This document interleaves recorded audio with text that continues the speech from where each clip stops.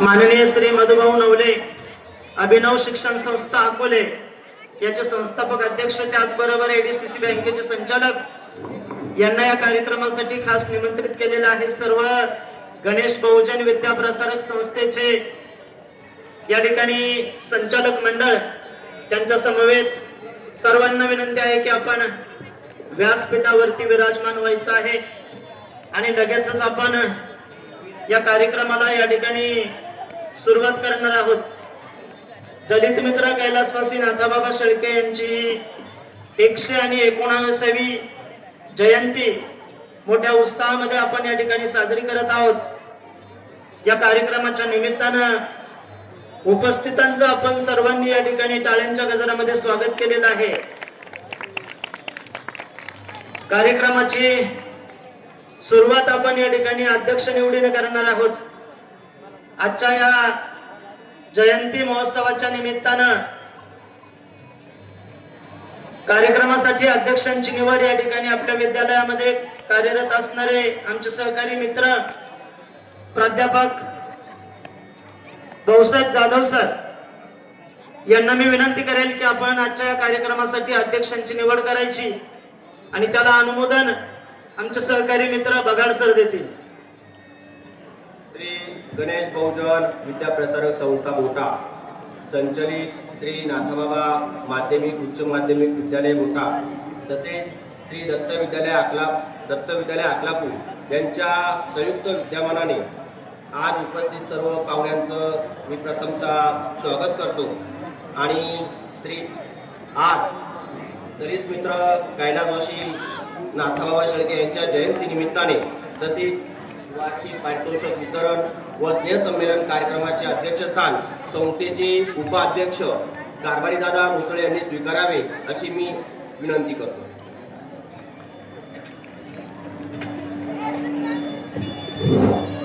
आत्ताच माझे सहकारी श्री जाधव सर यांनी अध्यक्षपदाची सूचना मांडली, तिला मी आपल्या सर्वांच्या वतीने पूर्ण अनुमोदन देत आहे। धन्यवाद सर। कोणत्याही शुभ कार्याची सुरुवात आपण गणेशाच्या पूजनानं सरस्वतीच्या आराधनेनं करत असतो आणि आजच्या या कार्यक्रमाची सुरुवात देखील आपण या ठिकाणी ईशस्तवन आणि स्वागत गीतानं करणार आहोत। प्रथमतः विद्यालयातील विद्यार्थिनी या ठिकाणी सादर करतील ईशस्तवन आणि त्यानंतर स्वागत गीत। प्रथमतः ईशस्तवन।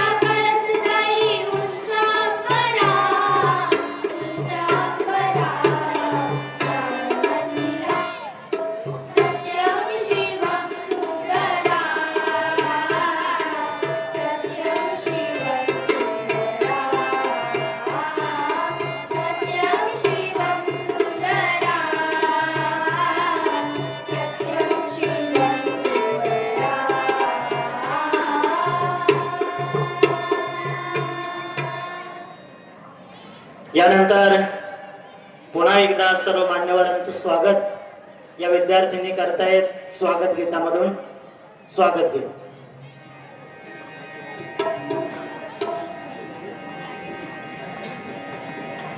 इतिहासाचे रंगरूप हे आले या नगरात.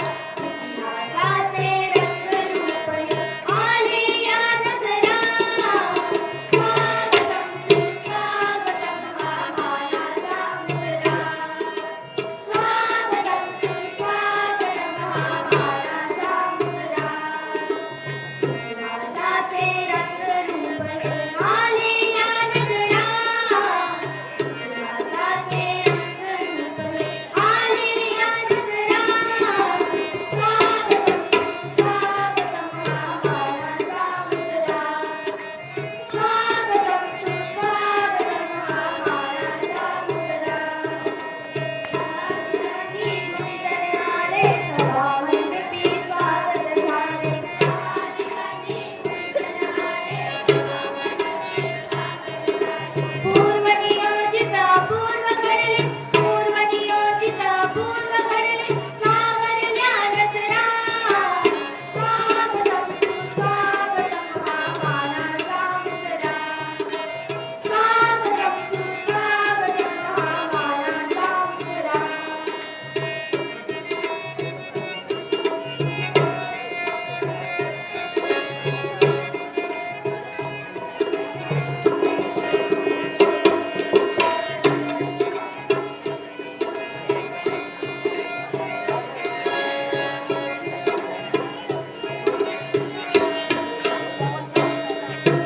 चंद्रकलेचे कोणी उपासक कोणी तपस्वी कोणी साधक. चंद्रकलेचे कोणी उपासक कोणी तपस्वी कोणी साधक. शिल्पकार हो सारे कल्प. शिल्पकार हो सारे कल्प. जीवन या संग्राम. स्वागतम सुस्वागतम हा मानाचा मुजरा. स्वागतम सुस्वागतम हा मानाचा मुजरा. इतिहासाचे रंगरूप हे आले या नगरात. इतिहासाचे रंगरूप हे आले या नगरात. स्वागतम सुस्वागतम हा मानाचा मुजरा. स्वागतम सुस्वागतम हा मानाचा मुजरा. मानाचा मुजरा. हा मानाचा मुजरा.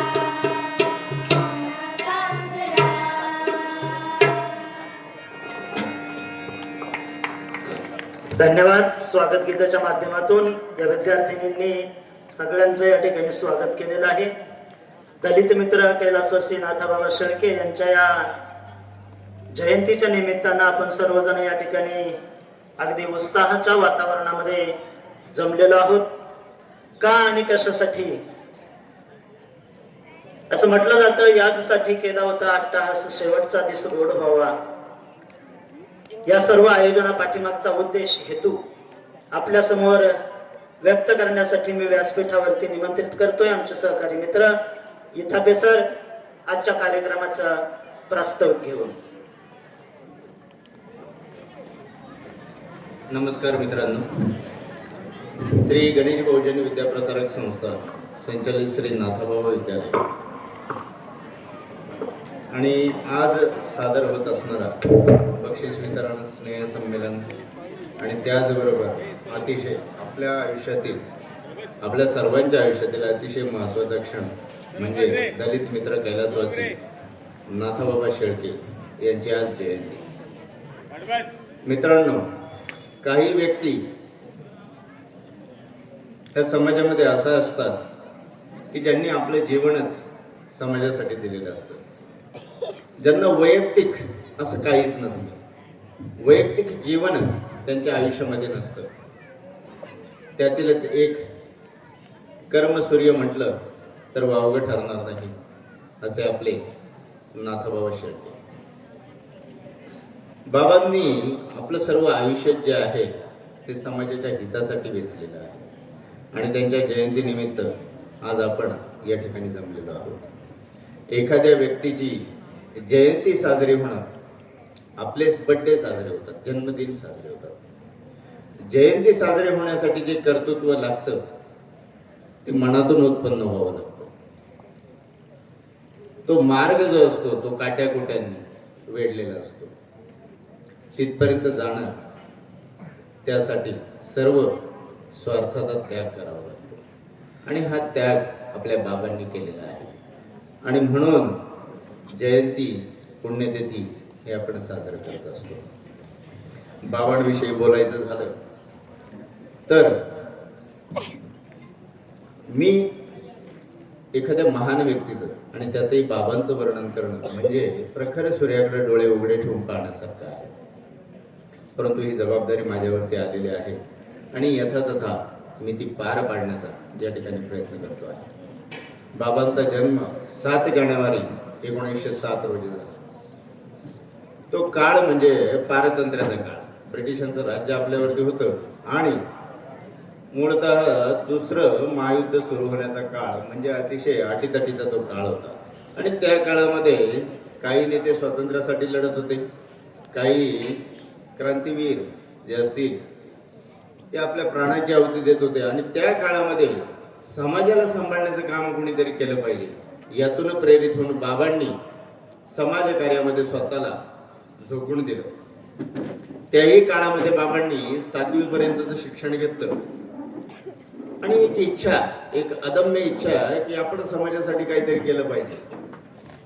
आणि मग हे व्रत त्यांनी घेतलं आणि तिथून पुढे समाजासाठी काम करण्यास त्यांनी सुरुवात केली. त्यानंतर त्यांची लोकल बोर्डावरती त्यावेळी नियुक्ती झाली. मग समाजकार्य करत असतानाच त्यांनी बोटा ग्रामपंचायतचं सरपंच हे पद स्वीकारलं आणि बोटा परिसरातील समाजासाठी काम करायला सुरुवात केली. त्यानंतर विविध कार्यकारी सोसायटीवरती त्यांचे अध्यक्ष म्हणून निवड झाली. आणि 1972 सालचा दुष्काळ त्यावेळी पडला. त्या काळामध्ये बाबांनी स्वस्त धान्य दुकान सुरू केलं आणि लोकांना उपजीविकेसाठी साधन उपलब्ध करून दिलं. त्यांची भूक भागवण्याचं काम बाबांनी केलं. जातीभेदाविरुद्ध जाऊन, समाजामध्ये असणाऱ्या रूढी परंपरा याच्या विरुद्ध जाऊन बाबांनी सर्व धर्मीय लोकांना एकत्र करून त्यांची जेवणाची पंगत या मोठ्या गावामध्ये उठवली. त्यानंतर अंधश्रद्धेला विरोध करण्यासाठी बाबांनी कला पथकाच्या माध्यमातून या समाजामध्ये असणाऱ्या विविध ज्या अंधश्रद्धा आहेत त्यांना विरोध केला. पण त्यांच्या एक गोष्ट मात्र लक्षात आली की व्यक्तीच्या 2 ज्या गरजा आहेत त्या पूर्ण झाल्या पाहिजेत. एक म्हणजे पोटाची खळगी भरणं आणि दुसरं म्हणजे व्यक्ती सुशिक्षित असणं, शिक्षण असणं हे अतिशय गरजेचं आहे. आणि यातूनच प्रेरित होऊन त्यांनी 1970 साली श्री गणेश बहुजन विद्याप्रसारक संस्थेची स्थापना केली. आणि मग 1971 साली या संस्थेद्वारे चालवलं जाणारं पहिलं महाविद्यालय या पठार भागामध्ये सुरू झालं, ज्याचं नाव होतं श्री नाथाबाबा विद्यालय. आणि मग त्यातूनच पठार भागात असणारी जी मुलं आहेत, जे शिक्षणापासून वंचित राहत आहेत, ज्यांची शिक्षणाची सोय होऊ शकत नाही, खाण्यापिण्याचे ज्यांचे प्रश्न आहेत, अशा विद्यार्थ्यांसाठी 1971 साली बाबांनी याच ठिकाणी कचेश्वर वसतिगृह स्थापन केलं आणि विद्यार्थ्यांची शिक्षणाची भूक भागवण्यास सुरुवात झाली. माझ्या वडिलांनी मला सांगितलेले जे आहे की बाबा पायी पूर्ण परिसर फिरत असेल आणि विद्यार्थ्यांना शाळेत पाठवा, मुलांना शाळेत पाठवा, त्यांना शिकवा, शिक्षणाची किती गरज आहे हे मला सांगण्यात आलेलं आहे माझ्या वडिलांकडून की हे बाबा करत होते. माझी आजी असेल, वडील असतील, यांनी सर्वांनी बाबांना पाहिलेले आणि ती मला आजही सांगतात की बाबांचा स्वभाव अतिशय निर्मळ होता. मनामध्ये अतिशय कुणाबद्दलही कोणताही आकस नसायचा आणि प्रत्येकाचं भलं व्हावं ही त्यांची नेहमी इच्छा असायची. यातून ही संस्था उभी राहिली. आणि या संस्थेबद्दल सांगायचं तर या संस्थेनं बाबांनी जे नियम घालून दिलेले आहेत, बाबांनी जे कर्तृत्व सांगितलेले आहेत, जी कर्तव्य सांगितलेली आहेत, ती संस्था आजही पाळत आहे.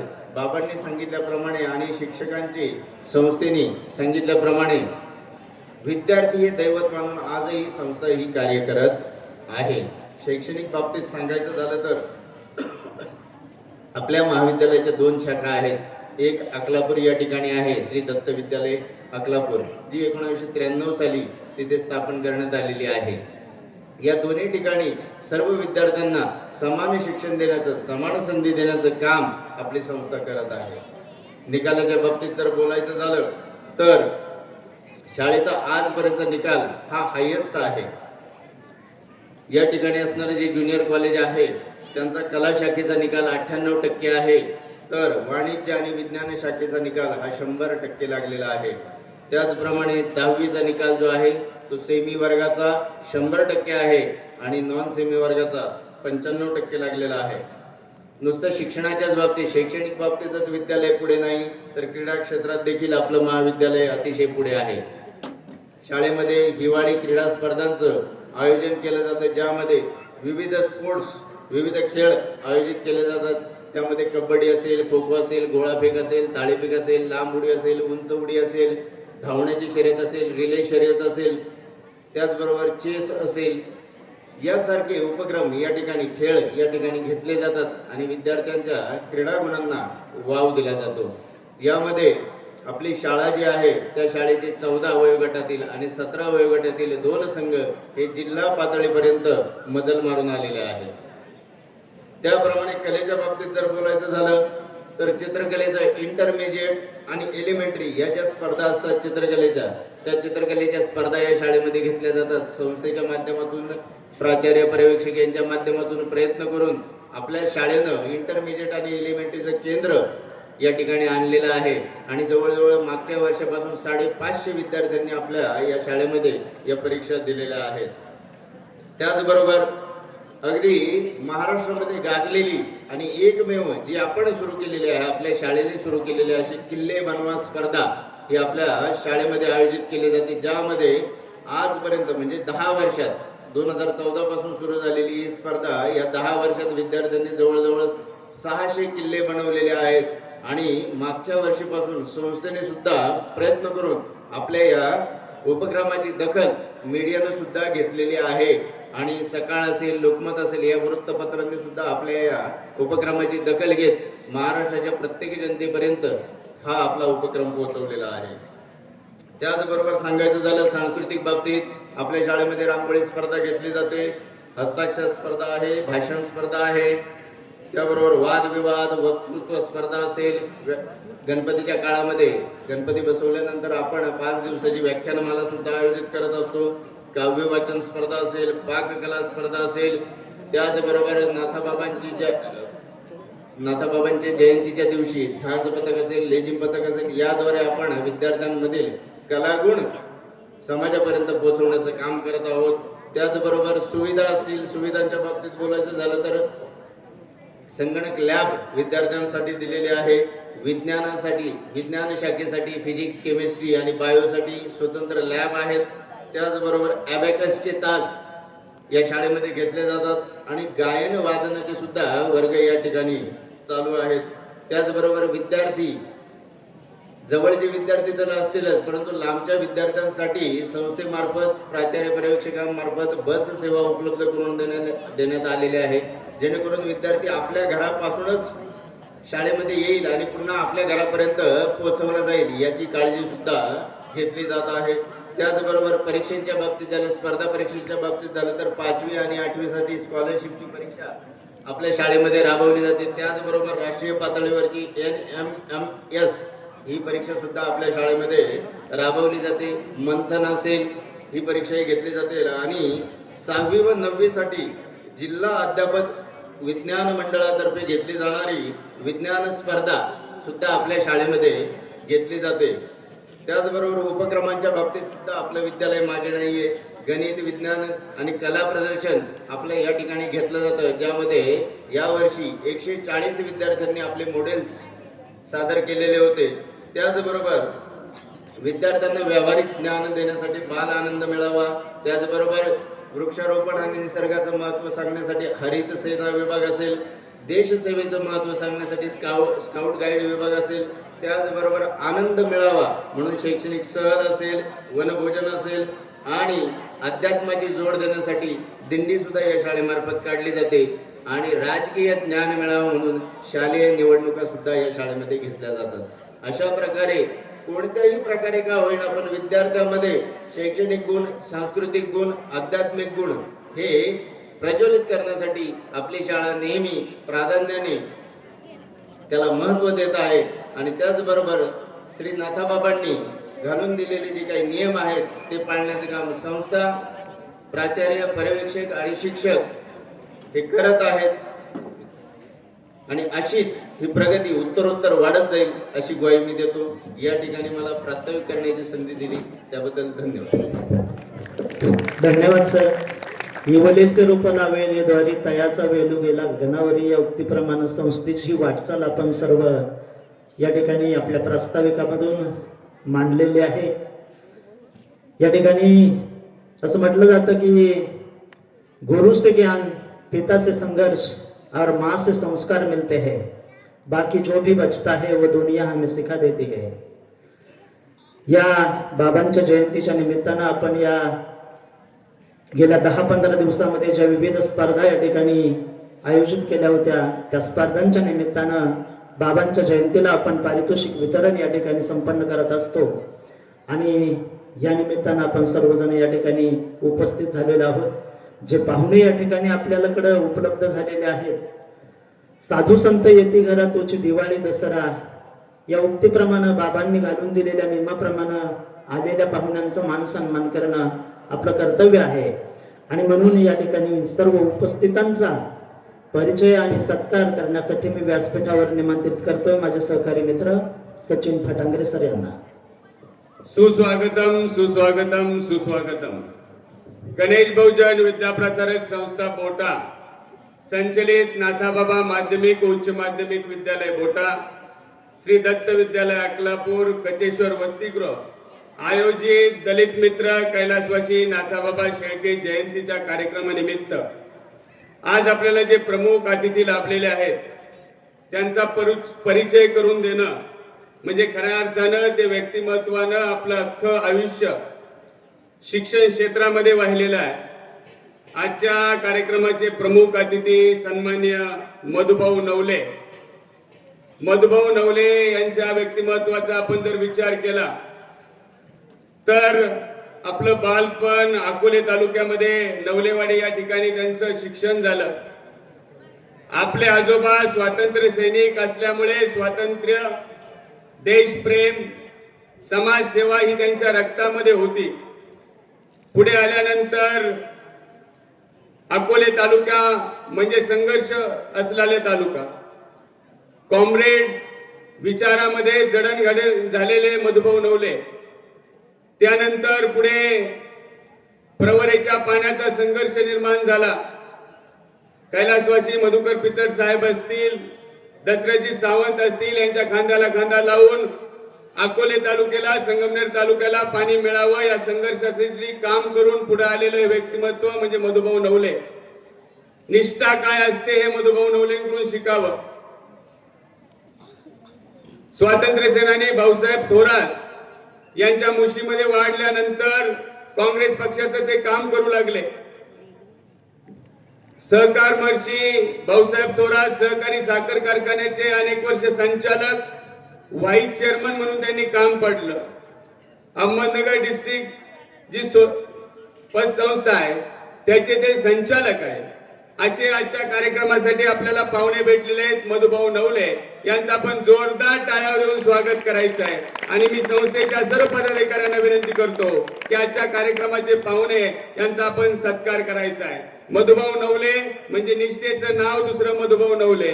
मधुभाऊ नवले म्हणजे अभिनव शिक्षण संस्था अकोल्यामध्ये असलेली एक अग्रगण्य संस्था, ज्या ठिकाणी 3000 मुलं होतात. खंडूनाना शेळके, सन्मान्य पांडुशेठ शेळके, संस्थेच्या सर्व पदाधिकाऱ्यांना विनंती करतो की मधुभाऊंचा आपण सन्मान करायचा आहे.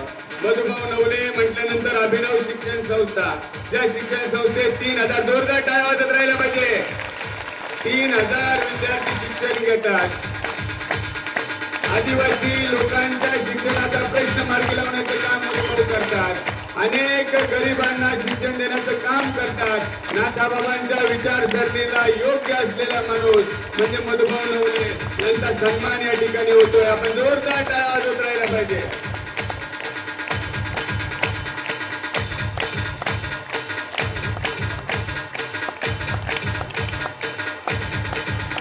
राज्य अभ्यास मंडळ, सेंट्रल बोर्ड, विज्ञान कॉलेज, MBA कॉलेज, अभिनव एज्युकेशन सोसायटीच्या माध्यमातून अकोले तालुक्यातील शिक्षण गंगा वाहून नेण्याचं काम मधुभाऊ करतात.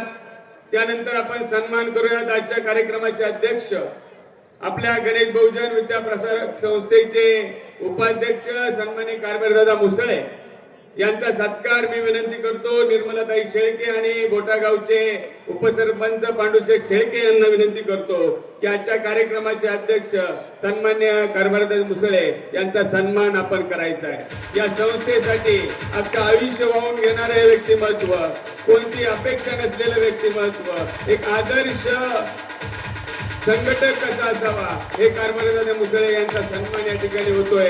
शाल, बुके आणि एक पुस्तक देऊन बाबांचा आपण सत्कार करायचा.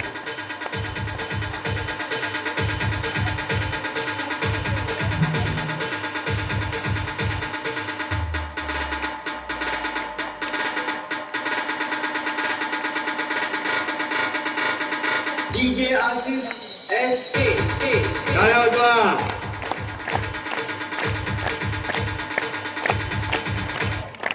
यानंतर आलेल्या सर्व मान्यवरांचा सत्काराची विनंती मी विद्यालयाचे प्राचार्य सन्माननीय महेंद्र जटार सर, विद्यालयाचे पर्यवेक्षक सन्माननीय फापाळे सर व दत्त विद्यालयाचे मुख्याध्यापक काकडे सर यांना विनंती करतो की गणेश बहुजन विद्या प्रसारक संस्थेचे सेक्रेटरी सन्माननीय खंडूनाना शेळके यांचा सन्मान आपण करायचा आहे.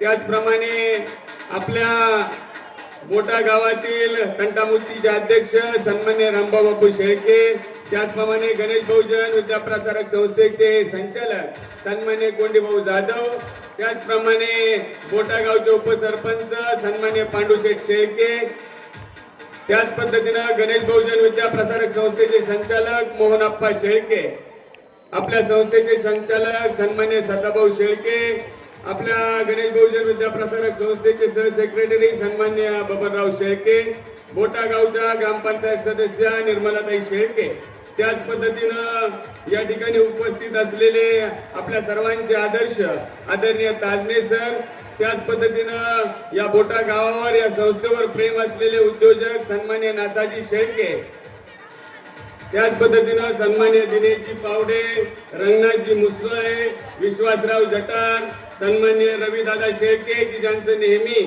संस्थेप्रती विद्यालयाप्रती आदर असतो, त्याच पद्धतीनं कैलासजी लामखेडे, अरुंधतीताई लेंडे, लताताई शेळके, वनिता ताई नाथा शेळके, हिराबाई संभाजी बडे आलेल्या सर्व पाहुण्यांचा आपण गुलाब पुष्प देऊन सर्वांचा सन्मान करायचा आहे. त्याच पद्धतीनं मंचावर असलेले सन्मान्य वाणी सर, दिनेशजी पावडे सर्वांचा या ठिकाणी या कार्यक्रमाच्या निमित्त कैलासवासी दलित मित्र नाथाबाबा शेळके यांच्या जयंती निमित्त आलेल्या सर्व मान्यवरांचं शब्द सन्मानाने आपण जोरदार टाळ्या वाजवून स्वागत करायचं आहे आणि हा सत्कार समारंभ संपन्न झाला असं जाहीर करतो. धन्यवाद सर.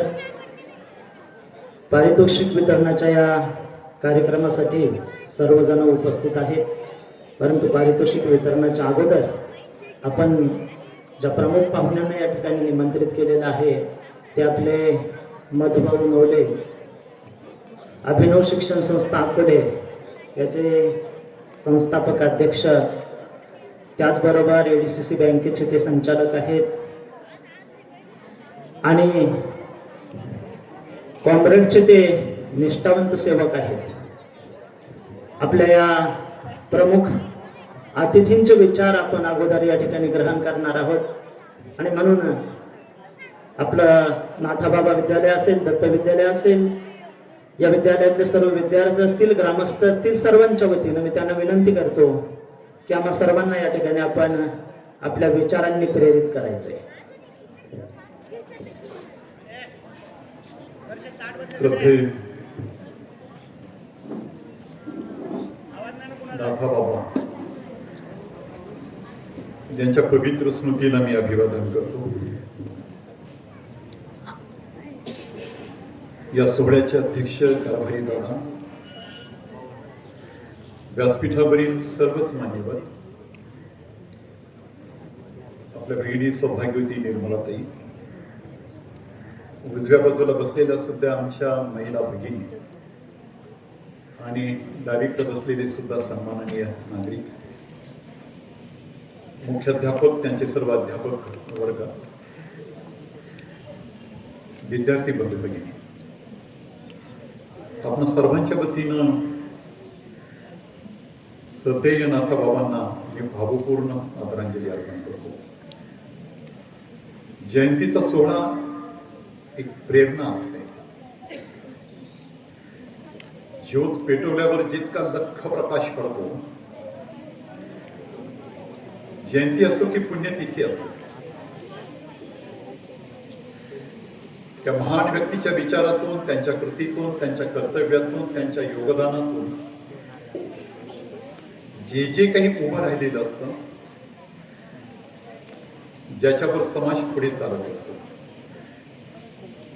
अशा महान व्यक्तीच्या विचारांना त्याचं स्मरण आपण करावं. त्या विचारातून पायी होण्यासाठीची शपथ आपण घ्यावी आणि सतत अशा व्यक्तींना कायम आठवत जावं, त्यांचं स्मरण आपण करत जावं. या उद्देशाने हा जयंती सोहळा संपन्न होतो. माणूस प्राणवायूवर जगतो हे विज्ञान आहे. माणसाचं सोडून थोडा वेळ, पण समाज कसा जगतो, समाज कशावर जगतो,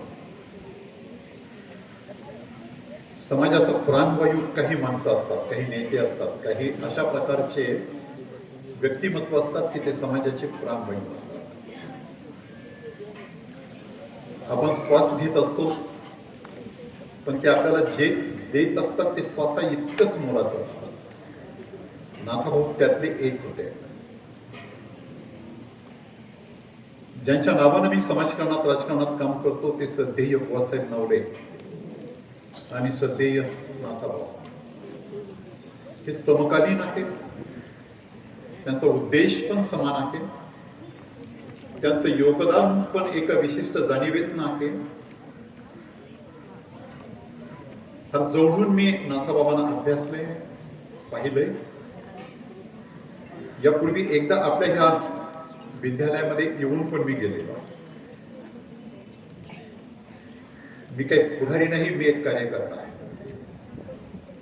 कार्यकर्त्याच्या जीवनात जर त्याला काही सामाजिक काम करायचं असेल तर त्यानं सुद्धा ह्या सगळ्यांना आठवावं लागतं. यांनी समाजाला काय दिलं, त्यांचा इतिहास आपण सदैव आपल्या डोळ्यासमोर ठेवावा लागतो. ज्या ज्या व्यक्तींना मी माझ्या अंतःकरणात साठवलंय त्यामध्ये कितीतरी नावं आहेत, त्यातच एक नाथाबाबांचं पण नाव. इतक्या ग्रामीण भागामध्ये त्यांनी जे काम केलंय, उभं राहणं सोपं आहे, काम उभं राहणं पण सोपं आहे, इमारती उभं राहणं सोपं आहे, ग्राउंड उभं राहणं पण सोपं आहे.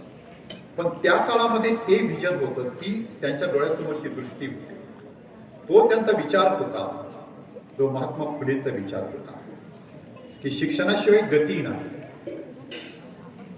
ज्यांना शिक्षणाचं महत्व समजतं ती माणसं खरी समाज सुधारक असतात. स्वातंत्र्यानंतर पंडित जवाहरलाल नेहरूचं उदाहरण मी मुद्दाम आपल्याला देईन.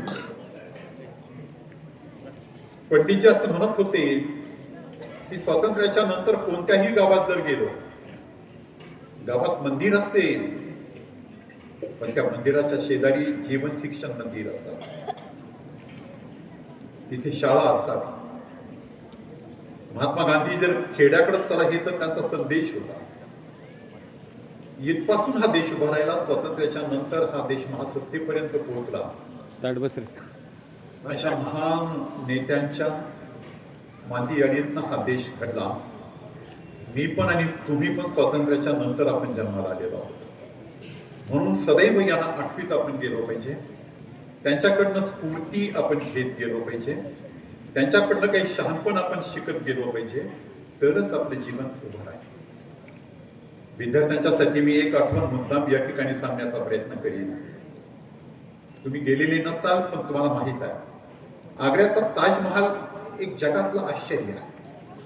आपण मान्य पण करतो की ते जगातलं आश्चर्य आहे. एक उत्तम शिल्प आहे, एक उत्तम शिल्प आहे. पण छत्रपती शिवाजी महाराज आग्र्याला गेले आणि त्यांच्याबरोबर काही बिनेचे शिलेदार पण होत आहेत. सगळेच सरदार ताजमहालात पाहिल्याच्या नंतर हरपून गेले.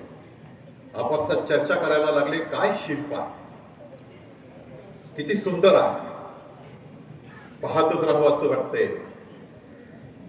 तेव्हा छत्रपती शिवाजी महाराज आपल्या सहकार्यांना म्हणतायत, ताजमहाल जमिनीच्या वरती दिसतोय ते तो काय पाहताय, ताजमहाल शिल्पाचं वर्णन काय करताय, हरपून काय जाताय. पण याच ताजमहालाच्या पायामध्ये यमुनेचे काळे पत्थर टाकले आणि त्यावर ताजमहाल उभा आहे. याची जाणीव ठेवा, ही आठवा. कोणतंही शिल्प बरोबर दिसतं, पण पायाच्या दगडांकडे आपण कधीच बघत नाही. तेव्हा आमच्या विद्यार्थी आणि विद्यार्थिनी बंधू भगिनी, विद्यार्थिनी जरा इकडे बघा. मी एकाच वेळेस हजार विद्यार्थिनीच्या समोर बोलतोय. माझी ती सवय आहे. तुम्ही कितीही श्वास घेताना जरी तुम्ही वाकडी मान केली तरी पण माझ्या लक्षात येते. तेव्हा मी बोलतोय, तुम्ही गंमत जम्मत करताय. मी वेळ काढून काही त्यासाठी आलेलो नाही. मला तुमच्या बरोबर बोलायचं आहे, ते माझं कर्तव्य आहे. कर्तव्याच्या जाणीवेनं तुमच्या समोर बोलायला आलो. कार्यक्रम म्हटला की ग्राउंडवर कार्यक्रम म्हटला एकत्र यायचं म्हटलं की म्हटलं चला, मुख्याध्यापक काय बोलतात, शिक्षक काय बोलतात, पाहुणे काय बोलतायत, पण जरा आपापसात बरी करमणूक करून घेत आहेत. त्यामुळे झालंय असं की कीर्तनाचं पण तेच झालंय, प्रवचनांचं तेच झालंय आणि शिक्षणाचं पण सध्या तेच होत आहे. ऐकायला वेळ कोणाला, आणि ऐकलं तर किती वेळ असेल. मी शिक्षकांना पण सांगेन, मी मानसशास्त्राचं 3 दिवसांचं वर्कशॉप मी केलेलं. विजय पंड्या नावाचे गुजराती शिक्षक आम्हाला होते. पहिल्याच दिवशी पहिल्या वाक्यात त्याने आम्हाला एक शानपण दिलं होतं की 100 विद्यार्थी जर माझ्यासमोर बसलेली असतील आणि त्यांना जर मी मानसशास्त्र शिकवित असेल तर मला याची पूर्ण जाणीव आहे. ऐकणारे 100 आहेत, ऐकणारे 100 आहेत, पण विचार करणारे फक्त 25 आहेत. ऐकलं पण, विचार पण केला आणि कृतीत किती जणांनी आणलं तर ते फक्त 5 आहेत. पण तरी सुद्धा बोलावं लागतं, तरीही सुद्धा बोलत राहावं लागतं, सांगत राहावं लागतं, शिकवित राहावं लागतं. पण जरा ऐका, नाथाबाबांच्या त्यागाच्या त्या काळ्या पत्थरावर हे सगळं मंदिर आज उभं आहे. आणि त्याला सलाम करण्यासाठी आणि त्याला आठवण्यासाठी आपण इथं उपस्थित आहोत.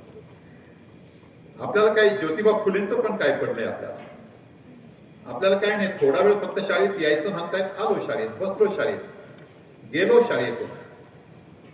त्याचं गांभीर्य या वयामध्ये कमी असतं. पण तर आठवलं पाहिजे की त्यावेळेचा एकलव्य, महाभारतातला एकलव्य, ज्याला द्रोणाचार्याने शिकवायलाच नकार दिला, कारण तू आदिवासी आहेस, आम्ही तुला शिकवू शकत नाही, गुरुकुलात प्रवेश देऊ शकत नाही. आपले मुख्याध्यापक गर्वानं सांगत होते आणि मला पण त्याचा अभिमान आहे की आपल्याकडे सुद्धा आदिवासी विद्यार्थ्यांची संख्या मोठी आहे. ही एक संधी तुमच्यासाठी आहे. विद्यार्थी अवस्थेत आपण आपलं जीवन संक्रमित करणं ही एक तपश्चर्या आहे. ए पुरी इकडे बघ की, मी जरा इकडे बघ ना, ते शिक्षिका मला माहिती आहे, इकडे बघ. मी एकलव्य सांगतोय, जरा माझ्याकडे बघ. ज्या एकलव्याला शिकवायला त्यांनी नाकारलं, द्रोणाचार्यांचा पुतळा करून तो शिकला. एक पुत्र जवळ येते आणि हा बाण मारत असतो, तो शिकत असतो, पुत्र भुंकत असतं आणि त्याचा व्यत्यय एकलव्याला येतो. कुत्र्याकडे न पाहता सुद्धा तुमच्या दोघींमधला हात सोड, नाही तर मी खाली येईल.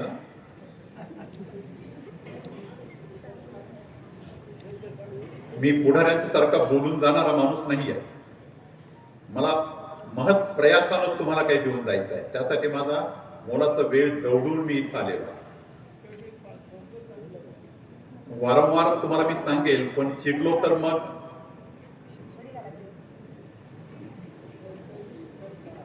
भुंकणाऱ्या कुत्र्यानं एकलव्याची तंद्री भंगत होती.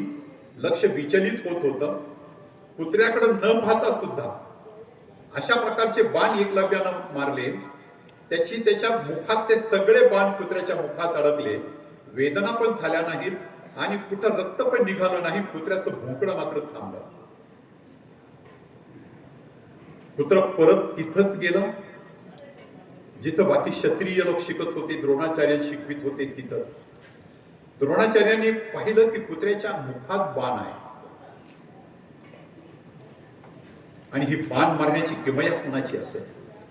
ना रक्त निघालंय पण कुत्र्याचं भुंकणं मात्र थांबलंय. तत्क्षणी द्रोणाचार्यांनी ओळखलं की हे एकलव्याचं काम आहे. कुत्रा पुढे आणि द्रोणाचार्य मागे. तेव्हा पाहिलं द्रोणाचार्यांनी, हा तर एकलव्य आहे. आपली प्रतिमा डोळ्यासमोर ठेवतोय आणि केवळ प्रतिमेच्या समोर धनुर्धारी म्हणून शिक्षण घेतोय. इतकं तादात्म्य जेव्हा आपण पाहू, जेव्हा ही तपश्चर्या आहे असं जेव्हा मानू, तेव्हा तुमचं जीवन घडणार आहे. नाही तर आत्ताची मज्जा, भविष्याचा सगळा अंधार. आत्ताची तपश्चर्या भविष्याचं करिअरचं एक मोठं अशा प्रकारचं शिल्प तुमच्या हातून घडेल. मज्जेचे दिवस हे नाहीतच, विद्यार्थ्यांनी कायम लक्षात ठेवा. इंदोरला मी होतो. स्वातंत्र्य चळवळीतला कार्यकर्ता होता आणि त्याचा नातू. आम्ही सकाळचा नाश्ता करत असताना यायचा आणि तो बाबाच्या मांडीवर बसायचा. आणि बाबाच्या मांडीवर बसल्यावर सारखं एकच वाक्य त्याचं होतं, आजोबा बहुत मजा आते, बहुत मजा आते, बहुत मजा आते. परत गेला की परत यायचा, परत आजोबा बहुत मजा आते. एकदा दोनदा तीनदा ऐकलं आजोबांनी आणि आजोबा असं म्हणतायत, बाळ बेटा ऐसा कभी भी नहीं कहने का कि बहुत मजा आ गई, बोल बहुत आनंद हो गया, बोल बहुत आनंद हो गया. मज्जा आणि आनंद यातला फरक जर लक्षात आला नाही तर मज्जा करता करता फार पुढचं काही बोलत नाही.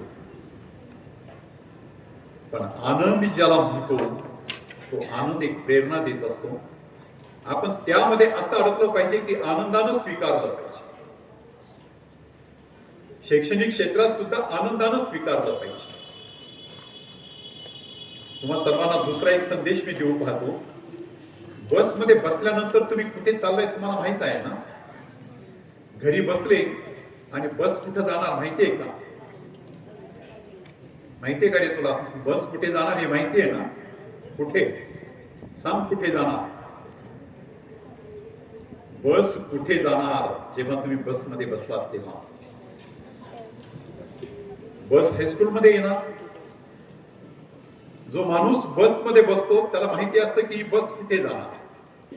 जो माणूस विमानात बसतो त्याला माहिती आहे ही विमान कुठे जाणार आहे. अतिशय सुंदर अशा प्रकारचं जहाज सागराच्या या किनाऱ्यावर नांगरलेलं आहे, उभं केलेलं आहे. कप्तान, जहाजाचा कप्तान जेव्हा जहाज चालवायला बसतो तेव्हा तो निश्चित करीत असतो की मला कुठं जायचं आहे, कोणत्या देशाच्या सागरी किनाऱ्याला मला पोहोचायचं हे तो ठरवतो. तेव्हा ते जहाज त्या देशाच्या सागरी किनाऱ्याला पोहोचतं. आता काय तुमचं वय शिक्षणाच्या दृष्टीनं फारच लहान नाही. पहिल्यांदा मी सांगेल, तुम्हाला अनुभवानं सांगेल, आता ठरवा की कुठं जायचं. आता ठरवा की कोणत्या क्षेत्रात पुढे करिअर करायचं. आता ठरवा की पुढे जाऊन मोठं झाल्यावर काय व्हायचं. हे जर आता ठरवलं नाही तर वाऱ्यावर पाला उडतो. वारं जसं चालतं तसा पाला उडत जातो. वारं थांबतं तिथं पाला खाली पडतो. त्याला आपण पाचोळा म्हणतो. पाचोळ्यासारखं आपले जीवन नाही. वाऱ्यानं वाहून न्यावं तिथं आपण जावं, वारा थांबेल तिथं आपण पडावं, अनेकांनी आपल्या त्या पाचोळ्यावर पाय देत पुढे जावं. मी म्हणजे पाचोळा नाही, मी माणूस आहे, मी विद्यार्थी आहे. मला ठरवून घ्यायचंय की मला निश्चित कुठं जायचं आहे. मला ठरवायचंय की माझं पुढचं जीवन काय. 6 रस्त्यांचा जर तो चौक असेल, त्याच्यावर मध्ये जर आपण गेलो तर ठरवावं लागतं ना कोणत्या बाजूला वळायचं आहे. का काय मन येईल त्याप्रमाणे जाऊन निश्चित करावं लागतं की मला हेच करायचं आहे. किती पण उदाहरणं देता येतात. यशवंतराव चव्हाणांना त्यांच्या शिक्षकांनी विचारलं होतं की यशवंत बोल तुला काय व्हायचं आहे. यशवंतराव म्हटले की मला यशवंतराव व्हायचं आहे.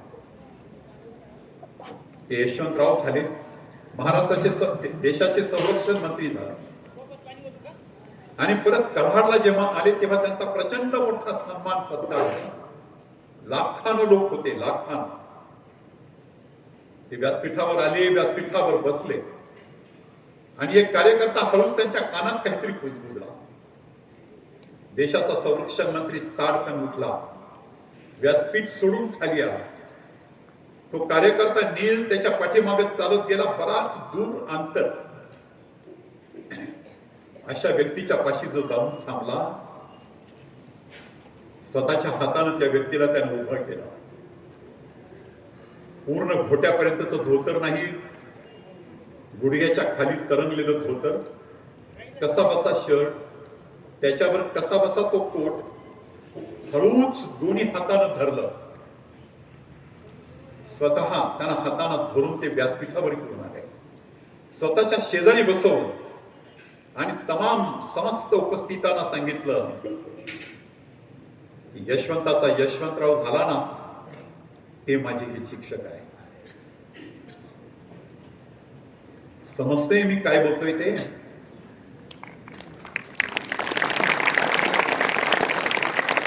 शिक्षकांच्या प्रती सुद्धा इतक्या आपल्या मनातल्या भावना असायला. अजून मी एक सांगेल की माधव ज्युलियन नावाचे लेखक आहे, साहित्यिक आहे, शिक्षकांना माहित असायला पाहिजे. कोल्हापूर विद्यापीठामध्ये ते प्राध्यापक होते. नंतर मुलगा त्यांचा दिल्लीला गेला नोकरी करायला, ते पण रिटायर झाले होते, ते दिल्लीला स्थायिक झाले आणि त्याच दरम्यान यशवंतराव चव्हाण पण दिल्लीमध्ये मंत्री म्हणून गेले होते. यशवंतरावांना तिथं समजलं की आपले प्राध्यापक माधव ज्युलियन हे दिल्लीमध्ये राहत आहेत. मंत्र्याला त्यांचा ऍड्रेस शोधणं तर काय अवघड नव्हतं. ऍड्रेस शोधला आणि देशाच्या संरक्षण मंत्र्याची गाडी आणि ताफा माधव ज्युलियन यांच्या घरी पोहोचला. खाली वाकून दोन्ही हाताने त्यांनी त्यांचे चरण स्पर्श केला. काय वाटलं असेल माधव ज्युलियन यांना आणि आनंद किती झाला असेल यशवंतरावांना.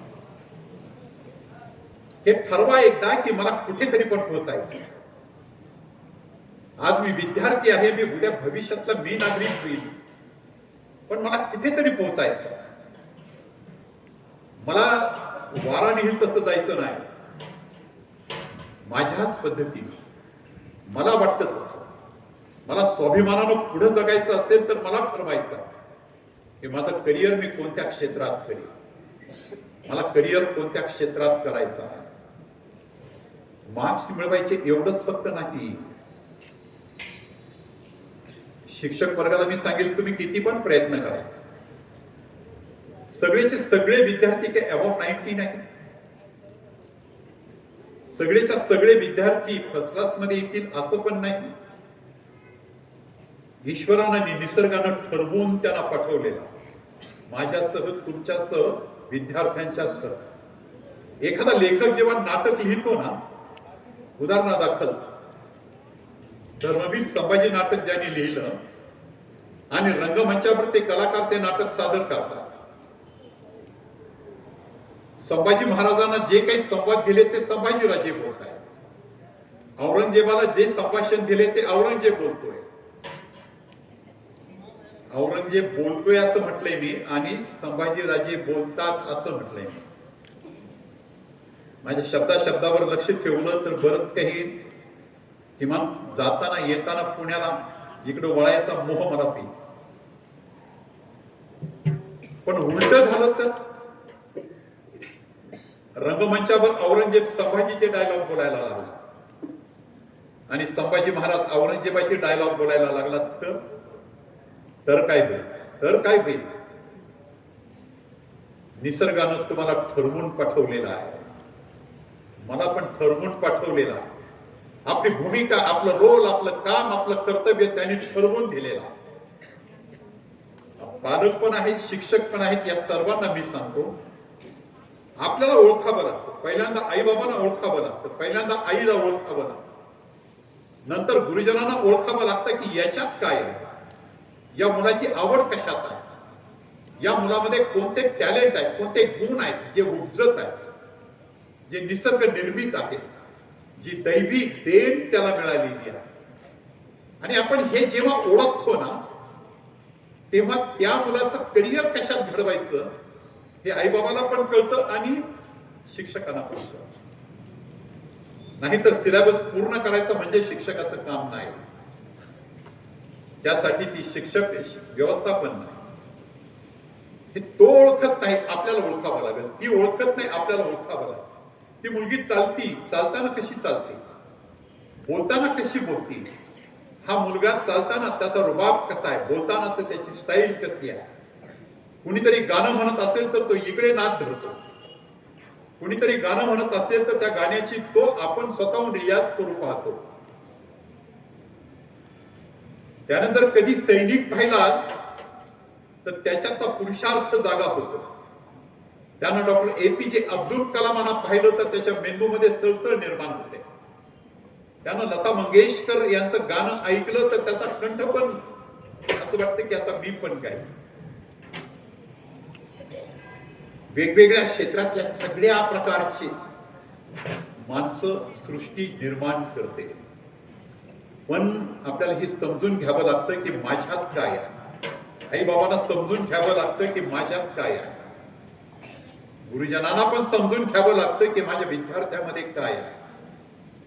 हे जर समजून घेतलं आणि तुम्ही मनाशीच जर बांधलेलं असेल की मला हेच व्हायचं, मला अमुकच व्हायचं आहे, तर शिक्षण व्यवस्था समृद्ध होते. अलीकडच्या काळात मी बघतोय की मी अबाव 98% 10वीला मार्क आहे. जेव्हा आम्ही त्यांना बोलवतो आई बाबाला आणि आई बाबाचा सन्मान करतो तेव्हा त्यांच्या चेहऱ्यावरची रेष पण हलत नाही. 98% मार्क पडले म्हणून ते आनंदी दिसत नाही. ते मुलाला विचारतात आणि जमलं तर बायकोला पण विचारतात 2% कुठे गेले. 98% मार्क मिळाले तर पॅकेजचा धनी. नवरी पाहिला मुलगा गेला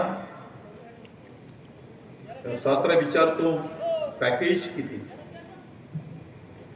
पॅकेज साठी जन्म झाला हे विसरून जा, पॅकेज साठी आपला जन्म झाला हे विसरून जा. त्याच्यामध्ये काहीही पण फक्त जगण्याचं ते एक साधन आहे. हा ठीक आहे, कदाचित इतरांच्या पेक्षा चांगलं जगा, कदाचित गाडी असेल, बंगला असेल, मोठ्या घरातली मुलगी पत्नी म्हणून आलेली असेल, त्यापेक्षा वेगळं काहीच पण नाही. त्यापेक्षा वेगळं अशी कितीतरी क्षेत्र आहे की तिथं तुम्ही जाल तेव्हा एक नव्हे हजारो लोक तुमच्याकडे बघतील. तुमच्या तेजानं, तुमच्या कर्तृत्वानं, तुमच्या त्या क्षेत्रातल्या गुणवत्तेनं लाखो लोक तुमचं कौतुक करतील. तेव्हा पॅकेज म्हणजे जीवन नाही. जीवन याचा अर्थ समजून घ्यावा लागतो. पहिल्यांदा मला ओळखावं लागतं आणि मला ते व्हायचंय म्हणून प्रयत्न करावे लागतात आणि मग त्यासाठी माझं अख्खं तपश्चर्या म्हणून मी काम करतो आणि मग मी त्या स्थानावर जाऊन पोहोचतो. याला महत्वाकांक्षा असा शब्द आहे. महत्वाकांक्षा. माझ्या जीवनामध्ये अम्बिशन हवंय, माझ्या जीवनात महत्वाकांक्षा हवी की मला हेच व्हायचंय आणि तिथपर्यंत तुम्ही जाऊ शकता. कधीही पण मनात आत्मविश्वास जरा पण कमी नको. आदिवासी विद्यार्थी आहेत, मी तुम्हाला सांगतो, अकोल्यात जर आले तर MD डॉक्टर 3च आहे, पण त्या तिघेच्या तिघे पण आदिवासी आहेत. आदिवासी मुलं जरा लक्षात घ्या, त्या तिघे पण आदिवासी आहेत. देशमुखांच्या पाटलांच्या सगळ्या गढ्या, आमच्या सगळ्यांची माफी मागून मी सांगेल, ते वाडे आणि त्या गड्या सगळ्या निखळल्या. पाटील की तो मानमात्रा गोठा बांधला तरी छाती काढून चालतो. 2 गायाच्या 4 गाया झाल्या तरी छाती काढून चालतो. 1 एकर जमीन घेतली मग तर विचारायलाच नको. मग तर काय, देवळापर्यंत जाईपर्यंत जणू काही तो असा असतो की एक पाऊल अण्णाभाऊ साठेंच्या सारखं ठेंगा टाकीत चालतो. पण मुलाकडे मात्र लक्ष नाही, मुलीकडे मात्र लक्ष नाही. आपल्या पोटी जन्माला आलेली आपलीच मुलं आहेत, आपली संतती आहे.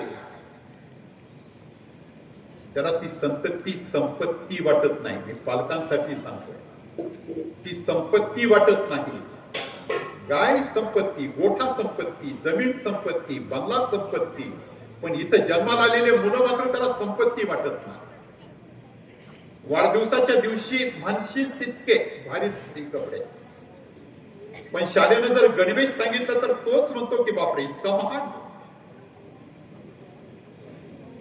डॉक्टर कुमार सप्तर्षी पुण्याचे फार मोठे नेते आहेत. अभिनवच्या एका गॅदरिंगला मी त्यांना बोलवलं होतं, तेव्हा ते मला म्हणत होते की मधुकर तू धाडस केलंय खरं, आणि ते करताना अतिशय दुर्गम अकोले तालुक्यात केलंय. पण तुला माहित आहे का शेतकऱ्याचं काय असतं ते? शेतकऱ्याला असं वाटतं घरातली पोरं आणि गोठ्यातली पोरं सारखीच असतात, त्यांना शिकवावं लागत नाही, ते आपोआप शिकतात. पालक आणि विद्यार्थी यांच्या बरोबर मी एकाच वेळेला बोलतोय याची जाण ठेवून मी तुमच्या बरोबर बोलतोय की सगळ्यात मोठी संपत्ती कोणती असेल तर तुम्ही संतती कशी घडवा, आणि त्यात जो सन्मान आहे, त्यात जे आत्मसमाधान आहे, त्यामध्ये जो पुरुषार्थ आहे, तो निवृत्ती महाराजांच्या भाषेत महाराजांना बांधावर नेतो आणि दूरपर्यंत वेड्या बाबळीपर्यंतच बोट दाखवतो. तिथपर्यंत दिसती का ती बाबर, येडी बाबर, तिथपर्यंत आपलंच, ते सगळं आपलंच. बापानं काहीच कमवेल नव्हतं, म्या कमावलं सगळं.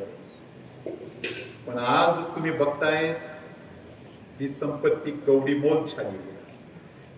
ज्याने संतती कमवली आज ते कुठच्या कुठे मुलं पोहोचलेले आहेत, आणि आज अभिमानानं तो मिरवतोय. असं जर काही घडत असेल तरच शैक्षणिक वातावरणात बदल होईल, शिक्षणानं तरच आपण समाधानी आणि शहाणे होऊ. यासाठी माझं मत आहे की आई वडिलांनी पण मुलाच्याकडं शिकवण्याच्या दृष्टीनं आपला कल ठेवावा. सकाळी मुलगी निघाली, ती कॉलेजला पोहोचली की नाही पोहोचली कोण जाणे, आली उशिरा तरी पण आईला वाटत नाही, वडिलांना काही वाटत नाही.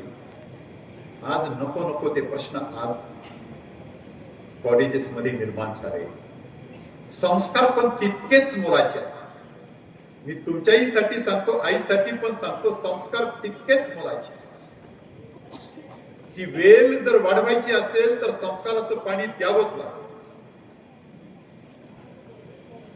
मी कम्युनिस्ट चळवळीतला माणूस आहे. माओत्से नावाचा चीनचा एक पंतप्रधान होता, अत्यंत गरीब कुटुंबातला. नाव विसरा माओत्से, पण मला काय सांगायचंय ते लक्षात घ्या.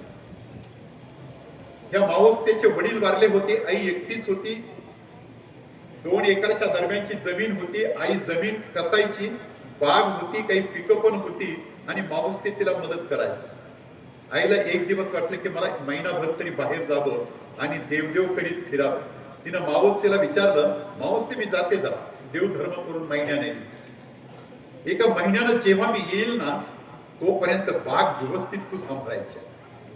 जरा सुद्धा बागेचं पान सुकलं तर बघ, जरा सुद्धा आलेला बहर वाळला तर बघ, कुठे पण फळ जितकं पोसायला पाहिजे होतं तिकडं पोचलं नाही तर बघ. मावसे म्हटलं, आई मी प्रामाणिकपणे काम करीत, तू जा. आई गेली, महिन्यानं परत आली आणि तिनं बाग पाहिली. सगळी बाग सुकून गेलेली होती, सगळी बाग ओसाड पडलेली होती. बहर गळून गेलेला होता, फुलं गळून गेली होती, फळं पण म्हणावं तितकी बहरलेली नव्हती. मावस्तेवर चिडली आई, चिडली, प्रचंड चिडली, संतापली. मावस्ते म्हणायचं, आई आई विश्वास ठेव माझ्यावर, मी प्रचंड प्रेम केलंय, बागेवर केलंय, फुलावर केलंय, पानावर केलंय, फळावर केलंय. अगं मी पानाचा मुका घेत होतो आई, किती प्रेम केलंय मी त्या बागेवर, बागेवर किती प्रेम केलंय, तू का माझ्यावर अविश्वास दाखवतोय? आईच्या लक्षात आलं. आई म्हणते, बाळा तू प्रेम केलं बागेवर, पानावर केलं, वेलीवर केलं, फळावर केलं, फुलावर प्रेम केलं, पण बाळा या प्रेमानं बाग बहरत नाही. बागेच्या मुळाला पाणी द्यावं लागतं, हेच तू विसरून गेला. बागेच्या मुळांना पाणी द्यायचं विसरला आणि फळाफळांवर प्रेम करू लागला. सगळे वडील, सगळ्या आई आणि तुम्ही पण ऐका, संततीवर प्रेम करणं म्हणजे संस्कार नाही, म्हणजे फक्त प्रेम करणं. फक्त प्रेम करणं म्हणजे संस्कार नाही. या वयामध्ये संस्काराचं पाणी त्या मुलांना द्यावं लागतं. इथेच आपला सगळा गोड होतोय. हे देण्यामध्ये फक्त आपण विसरतो आणि अपेक्षा प्रचंड ठेवतो. म्हणून माझे मित्र आहेत, इंद्रजित देशमुख आयुक्त होते, आता ते व्याख्यानं देतात. अभिनवला एका व्याख्यानाला आले होते तेव्हा त्यांनी एक उदाहरण दिले, मी मुद्दाम तुम्हाला सांगेन. आत्ताची संस्कृती आहे तीच. आपल्या तुमच्याकडे गाड्या आहेत, ह्याच गाड्या. आई सकाळीच त्याचा डबा करते, सगळं करते, त्याला नाश्ता पण खाऊ घालते, दप्तर पण आपणच उचलते आणि गाडीपर्यंत त्याला घेऊन पण येते, गाडीत बसून देते, बाय बाय पण करते आणि परत माघारी वळते.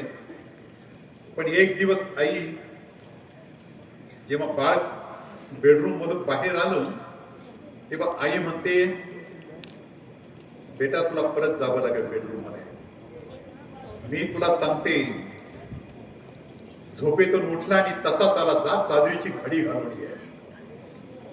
बाळ निमूटपणानं बेडरूम मध्ये जातं, चादरीची घडी घालतं आणि परत येतं.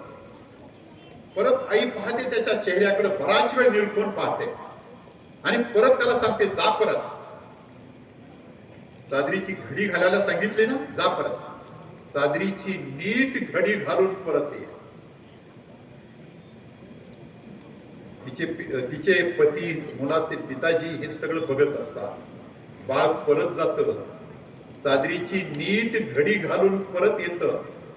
आई त्याला नाश्ता देते, भरवते, तोच परत ठरल्याप्रमाणे डबा घेते, दप्तर घेते, गाडीत बसवते, गाडी निघून जाते आणि जेव्हा वळते तेव्हा तिच्या डोळ्यातनं आसू येतात. तेव्हा तिचे मिस्टर म्हणतात, मुलाचा बाप म्हणतो, कशाला नाटक करते रडायचं, नको नको ते बोलली, नको नको तू त्याला करायला सांगते, जणू काही तो मजूर आहे असं त्याला राबवते. त्याला चादरीची घडी घाल म्हणते, परत म्हणते चादरीची घडी नीट घाल म्हणते. तेव्हा ती माता पतिराजांना पण सांगते, पतिराज हे असं नाही, मी त्याच्याकडून काम करून घेतलं नाही, मी त्याला चादरीची घडी करायला सांगितलं. मला ती आवडली नाही, मी परत त्याला चादरीची घडी नीट करायला सांगितले. मी काम करून घेत नव्हते, मी त्याच्या जीवनाची घडी बसवीत होते. याला संस्कार, याला संस्कार. हे सगळे गणित ग्रामीण भागातले चुकून गेलेले आहे. संस्कारावरच पुढे हे सगळं उभं राहतं.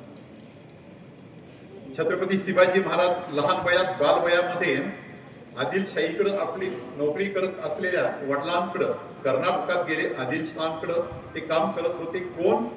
शहाजीराजे.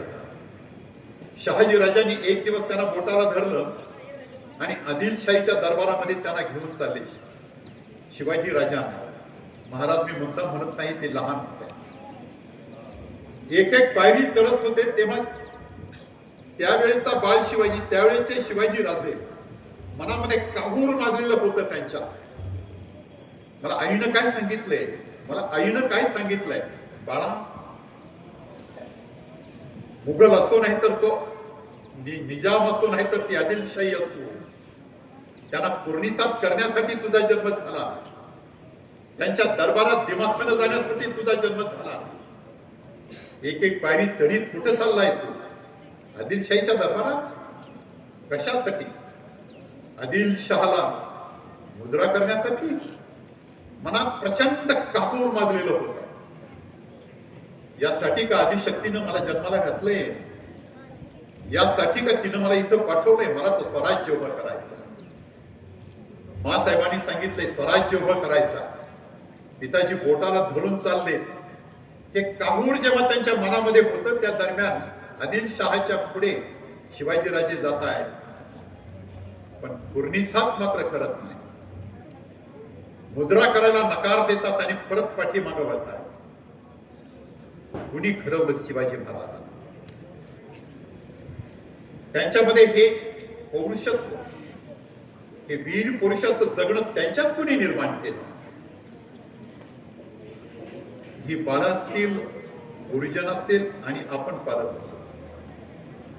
जेव्हा हे सगळं समीकरण जुळून येईल तेव्हा एक नवा समाज उभा राहतो, एक शिक्षित समाज उभा राहतो, एक पुढची पिढी भक्कम होते, राष्ट्रासाठी सुद्धा भक्कम होते. तुम्हाला यापैकी काय व्हायचं आहे हे तुम्हाला ठरवायचं. कोकणगावला मी एकदा गेलो होतो. NSSचा कॅम्प असतो. NSSचा कॅम्प तुम्हाला माहिती नसेल, पण महाविद्यालयीन विद्यार्थ्यांच्यासाठी तो असतो. त्या कॅम्पच्या उद्घाटनात मी प्रमुख पाहुणा होतो. मोठं कॉलेज जे संगमनेरचं आहे, के देशमुख प्राचार्य होते, निवृत्ती महाराज देशमुखांचे बंधू. आणि मी जेव्हा भाषण करण्यासाठी उभा राहिलो, 120 विद्यार्थी पुढे बसलेले होते, NSS कॅम्पचे विद्यार्थी. मी त्या विद्यार्थ्यांना विचारलं की असं गृहीत धरा थोड्या वेळासाठी की तुम्ही NSS कॅम्प मध्ये भाग घेतलाय म्हणून तुम्हाला 10 मार्क विद्यापीठ देणार. पण मी असं म्हणतो की विद्यापीठ 10 मार्क देणारच नाही.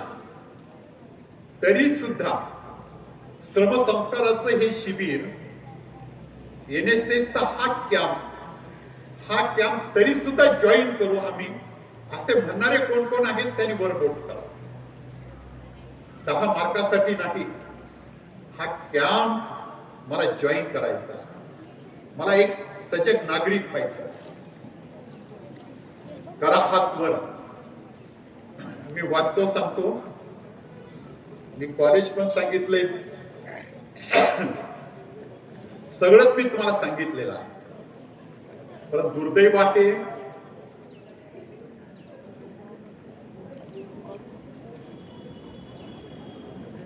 एक पण हात वर गेला नाही.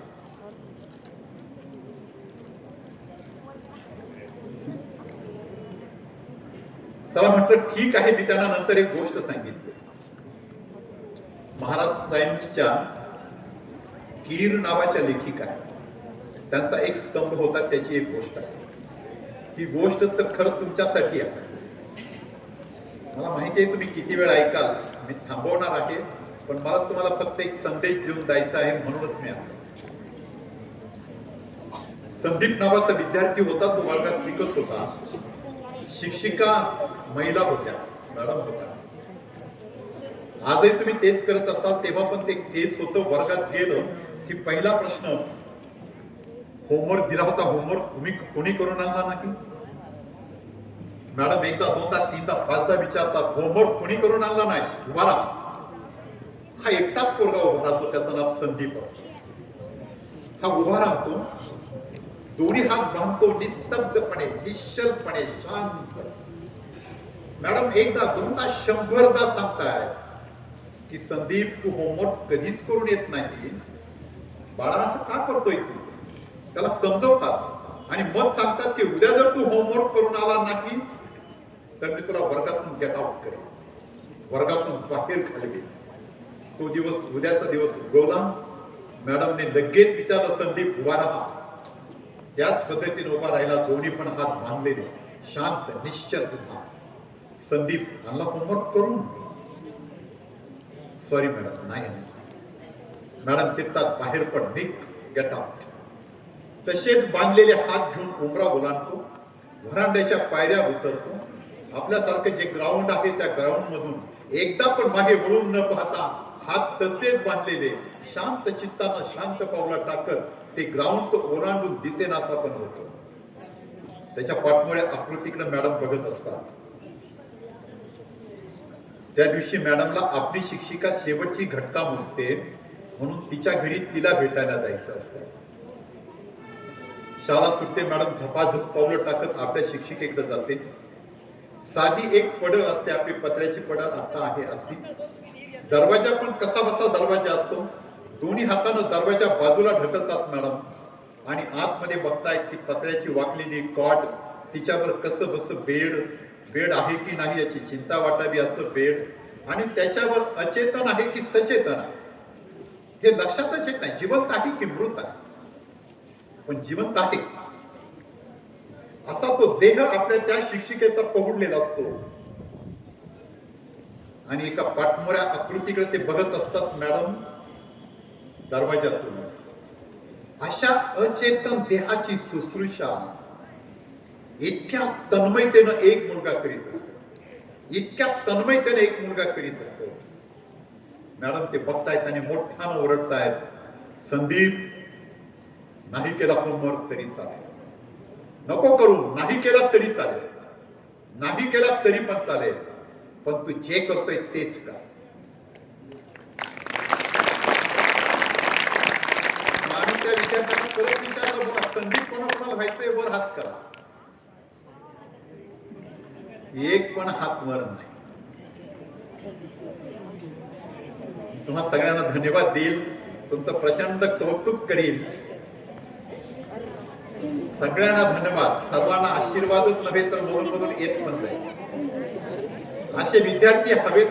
मी आज आलो, तुमच्या बरोबर बोललो, माझं येण्याचं चीज झालं, मला आनंद आहे.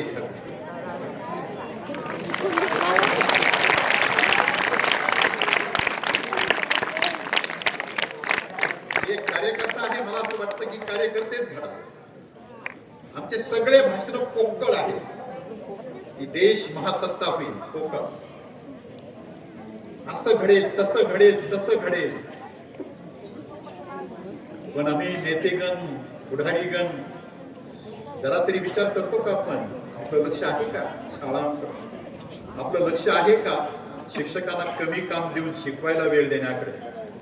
आपण कधी त्या जोपासायचा प्रयत्न कधी करतोय का आपण? टीका नाहीये माझी, माझं एक वास्तव चित्र तुमच्या समोर मी मांडतोय. मुलं संस्कारित होत आहेत का? मुलं मुली, आजची सगळी परिस्थिती काय आहे? तरीही कोणी संदीप व्हायला तयार नाही, तरी पण कुणीही छत्रपती शिवाजी महाराज व्हायला तयार नाही. म्हटलं तुम्हाला की डॉक्टर APJ अब्दुल कलाम होत तरी होणार नाही. ही सगळी परिस्थिती पाहता हा देश महासत्ता होईल हा माझा प्रश्न आहे. त्यासाठी समाजसेवक पण घडावे लागतात ना. पुन्हा एका कवीचं एक कवन आहे, एकच वाक्य म्हणतो, वेड्या भावी गर्दीत माणसांच्या माणूस शोधतो मी, पण माणूस मात्र मिळत नाही. माझ्यातला कार्यकर्ता तुम्हाला सगळ्यांना विचारील, मुलांना नाही. गर्दीत पुढाऱ्यांच्या कार्यकर्ता शोधतो मी, सापडेल तमाम पुढारी, पूर्वीची पेंढाऱ्यांची जात. हे सगळं वर्तमान काय आहे? तेव्हा हे सगळं विदारक चित्र सांगून परत तुम्हाला मूळ वळणावर आणून सांगतो की तुम्हाला हे चित्र बदलायचं असेल, तुम्हाला लाचार व्हायचं नसेल, तुम्हाला स्वाभिमानानं जगायचं असेल, कोणत्याही पुढाऱ्याच्या पाठीमागे झिंदाबाद करायचं नसेल आणि भनंग भिकाऱ्याच्या सारखं स्वतःचं जीवन निर्माण करायचं नसेल, स्वावलंबनानंच जगायचं असेल तर शिकावं लागेल. आणि तेच शिकावं लागेल की स्वावलंबन कसं मिळवता येईल. स्वावलंबन आलं तरच स्वाभिमान आहे, स्वावलंबनातून स्वाभिमान, आणि स्वाभिमान आला तरच राष्ट्राभिमान आहे. तरच शिरीष कुमार, तरच भगतसिंग, तरच मग सगळेच मान्यवर नेते का.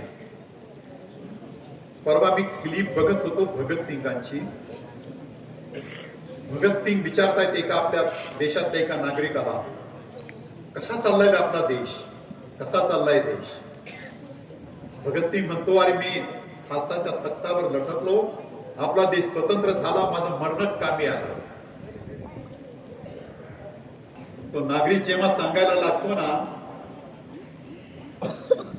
तेव्हा भगतसिंग म्हणतो, यासाठी का मी फासावर लटकलो. बदलावं लागेल, नव्या पिढीला बदलावं लागेल, शैक्षणिक मार्गानच समृद्धी निर्माण करावी लागेल. पण स्वावलंबन सगळ्यात महत्वाचं.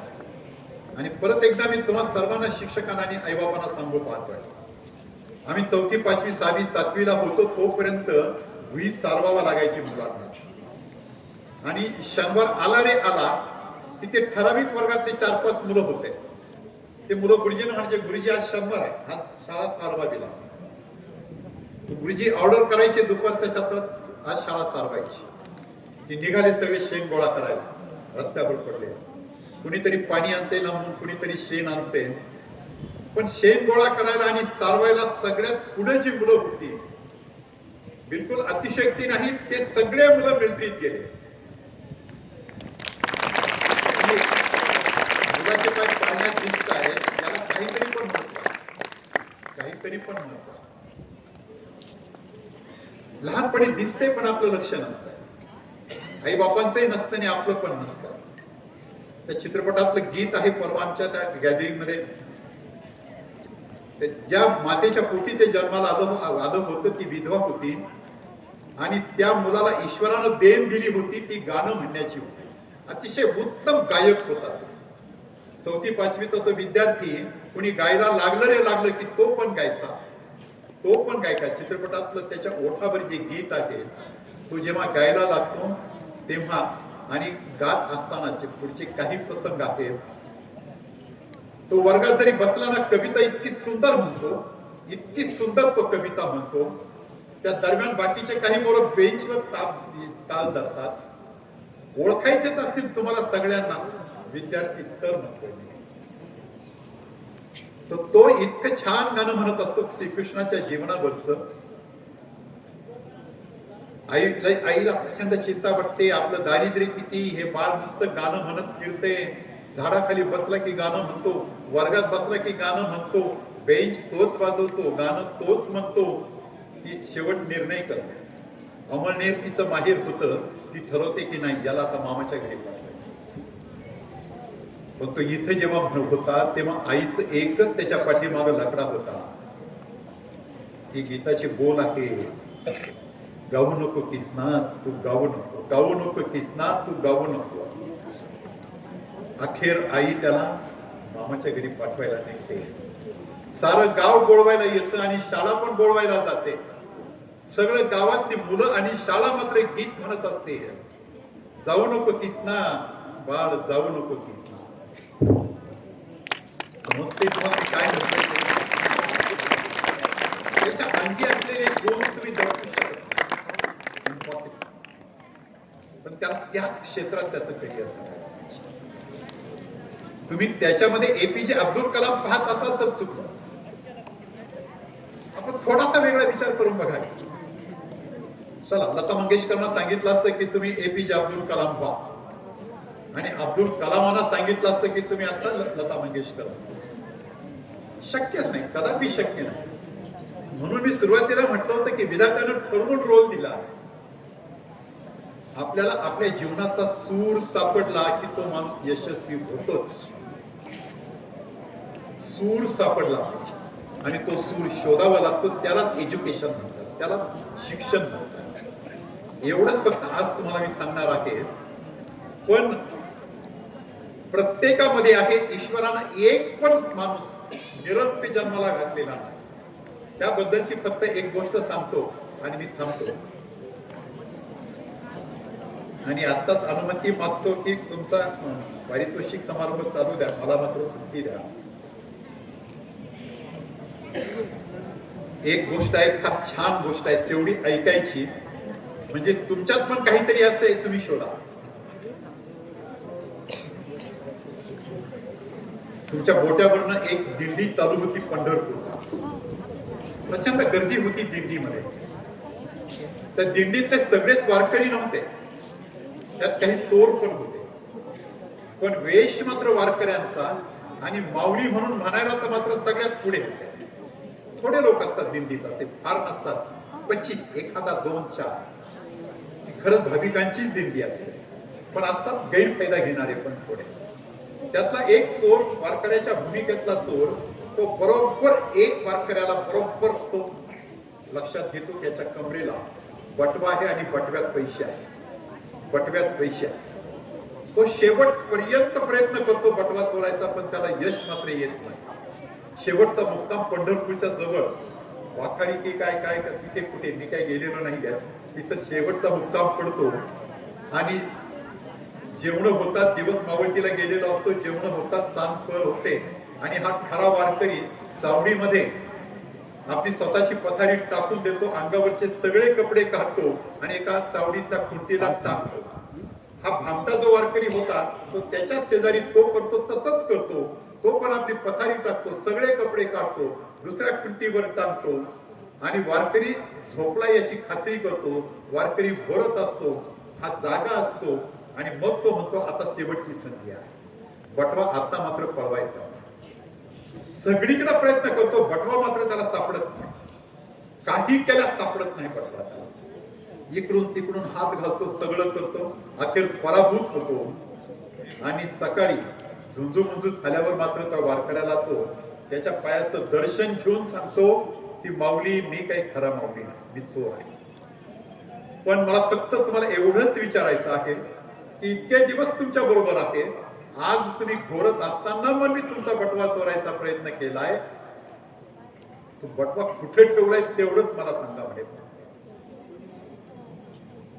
तेव्हा तो वारकरी म्हटला, मूर्खा, मी तुला ओळखलेलं होतं, तू काय काय करशील हे पण मला माहिती होतं. मी कपडे माझ्या त्या खुंटीवर टांगले, तुला वाटलं मी घोरायचं नाटक करतोय, तू पण घोरायचं नाटक करायला लागला. त्या दरम्यान मी माझ्या बटवा तुझ्या स्वतःच्या, तू टांगलेल्या तुझ्या कपड्यात, तुझ्या खिशात टाकला. कारण मला माहित होतं की तू तुझा शर्ट, तुझे कपडे आणि त्याच्यातला खिस्सा तू तपासणार नाही, तू माझाच खिस्सा तपासणार. पण हे केवळ त्या एका भामट्याचं नाही, सगळ्या माणसांचं असंच झालंय. तुम्ही पण स्वतःला ओळखतच नाही, आपण कुणीच स्वतःला ओळखायला तयार नाही. पण ईश्वरानं तर एक देण दिलेली आहे ना, तिची याला जोडून एक अतिशय कमी वेळेतली गोष्ट आहे. 33 कोटी आपले देव आहेत, ते सगळे एकत्र बसले. देवांचा देव तो अध्यक्ष आहे आणि त्या सभेमध्ये निर्णय घ्यायचा होता की माणूस इतका प्रगत झालाय, तो चंद्रावर गेलाय, मंगळावर पण तो जातोय, तो कितीतरी जमिनीच्या पोटात गेलाय, समुद्राच्या पोटात गेलाय, त्याला पृथ्वीची खोडी शेवटपर्यंत मोजायची आहे. इतका माणूस जर पुढे गेलाय तर आपल्याकडे जे एक धन आहे देव म्हणून, ती जर माणसाने चोरली ना तेवढी, तर आपल्याकडे काहीच पण उरणार नाही. तो देव पण होईल आणि सगळं तोच करेल. आपल्याकडे काही थोडंफार जे आहे ना देवत्वाचं, ते सगळं धन तोच चोरी. तेव्हा त्या दिवशीचा विषय होता, आपल्याकडे जे धन आहे देवांकडे, ते कुठं सुरक्षित ठेवायचं, हा एकच विषय होता. चांगले चांगले पुढे बसलेले मोठे देव हे सांगायचे आपण एव्हरेस्ट वर ठेवू. सगळे बाकीचे हसायचे. ते म्हणे 1953 शेर्पा 3 तेव्हा पोहोचलाय एव्हरेस्ट वर. सगळे पर्याय दिले, समुद्राच्या पोटात ठेवू, इथे ठेवू, तिथे ठेवू, तिथे ठेवू, सगळे पर्याय झाले, मार्ग काही सापडत नव्हता.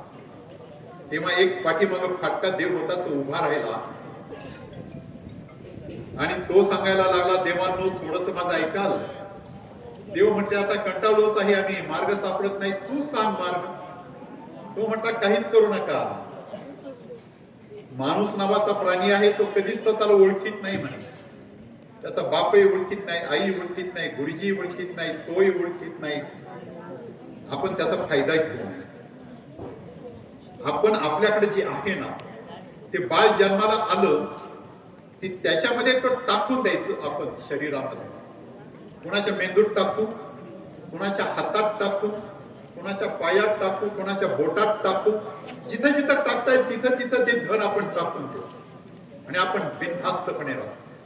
देवाने मान्य केलं आणि तिथून पुढे पद्धत सुरू झाली. बाळांनो ऐका, की देवांकडचं सगळं धन जे आहे ना ते तुमच्यात टाकायला सुरुवात झाली. तुम्ही पण ते घेऊन आलेले आहात, पण जे शोधायचा प्रयत्न करतील त्यांनाच ते सापडेल. आणि सापडायला आपण उगाच ब्राह्मण समाजावर टीका करतो, त्यांना ते लवकर सापडतं. जगाच्या पाठीवरचा सगळ्यात मोठा बॅट्समन कोण होता आत्ताचा अलीकडचा?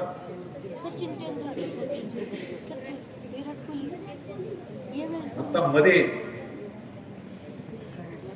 आत्ताच्या काळात नाही, पूर्वी जो काही गाजलेला बॅट्समन सचिन तेंडुलकर. सचिन तेंडुलकर 10वीला कसा बसा पास झाले, 12वीला नापास झालेला आहे. पण त्याचे आई वडील हताश नाही झाले. त्याच्या आई वडिलांना माहित होतं की याच्या डोक्यात धन नाहीये, याच्या मेंदूत ते धन नाहीये, याचा हात फिरेल तशी बॅट फिरेल आणि हा जगात जेता अशा प्रकारचा बॅट्समन होईल. 12वीच्या पुढे न शिकवता एका हाताच्या ताकदीवर, शैलीवर, पद्धतीवर सचिन तेंडुलकर जगातला सर्वश्रेष्ठ बॅट्समन झाला. त्यांनी ओळखलं ना की आता एपीजे अब्दुल कलामांनी ओळखलं बुद्धीत आहे, लता मंगेशकरनं ओळखलं कंठात आहे. कुणाला नेतृत्वात जेवढी क्षेत्र आहेत ती सगळी क्षेत्र पादाक्रांत करणारे आज जेवढे लोक आहेत त्या सगळ्यांच्या मध्ये ज्यांनी ज्यांनी शोधलं त्यांना सापडलं, ते सगळे पुढे निघून गेले. रेसचे घोडे पुढे धावतात तसे निघून गेले. ज्यांनी ओळखलंच नाही ते मागे राहिले. ज्या आई बापांनी त्याच्या अंगी गुण दिसत आहेत, नेतृत्व करण्याचे, कार्यकर्त्याचे, समाजसेवकाचे, नाथाबाबांचा वारसा पुढे चालवण्याचे, त्याला सांगितलं तुला इंजिनियर व्हावंच लागेल ना, तो तिथे यशस्वी झाला. सांगण्याचं तात्पर्य फक्त एकच आहे, जीवनाचा सूर जर आपल्याला सापडायचा असेल तर आपल्यातले टॅलेंट कोणते आहे, त्याचा शोध घेणं आणि त्या टॅलेंटला डेव्हलप करणं म्हणजे एज्युकेशन आहे. या पद्धतीनंच आपण पुढे जायला पाहिजे, जायलाच पाहिजे. याला काही पण पर्याय नाही. एवढंच मला तुमच्या सर्वांच्या लक्षात आणून द्यायचं आहे. आणि जाता जाता फक्त तुमच्या शिक्षकांच्या प्रती तुमचे जे भाव आहे, शिक्षकांच्या प्रती तुमच्या ज्या श्रद्धा आहे, आई वडिलांचं आज बोलत नाही, कधीतरी बोलू, त्या श्रद्धांच्या बद्दलची एकच घडलेली गोष्ट सांगतो. आपल्या राज्याचे राज्यपाल होते शंकरदयाळ शर्मा, पुढे ते राष्ट्रपती झाले डॉक्टर SD शर्मा. आणि गल्फ कंट्रीतला ओमान नावाचा देश आहे, ओमान.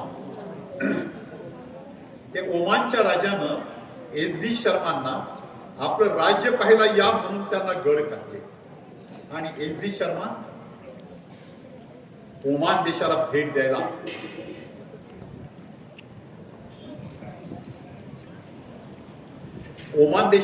द्यायला खास विमानाने.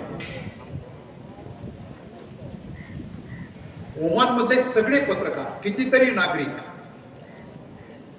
भारताच्या राष्ट्रपतींना पाहण्यासाठी विमानतळावर प्रचंड गर्दी. काही अंतरात विमान लँड झाले पण राष्ट्रपती का उतरत नाहीये. अखेर राष्ट्रपती पायऱ्या उतरत होते, पण त्यांना धरून जो माणूस आणत होता तो ओमानचा राजा होता. ओमानच्या राजानं हाताला धरून त्यांना जिना उतरून खाली आणलं. आश्चर्य असं होतं की ओमानच्या राजाची गाडीच त्यांना घ्यायला आलेली होती.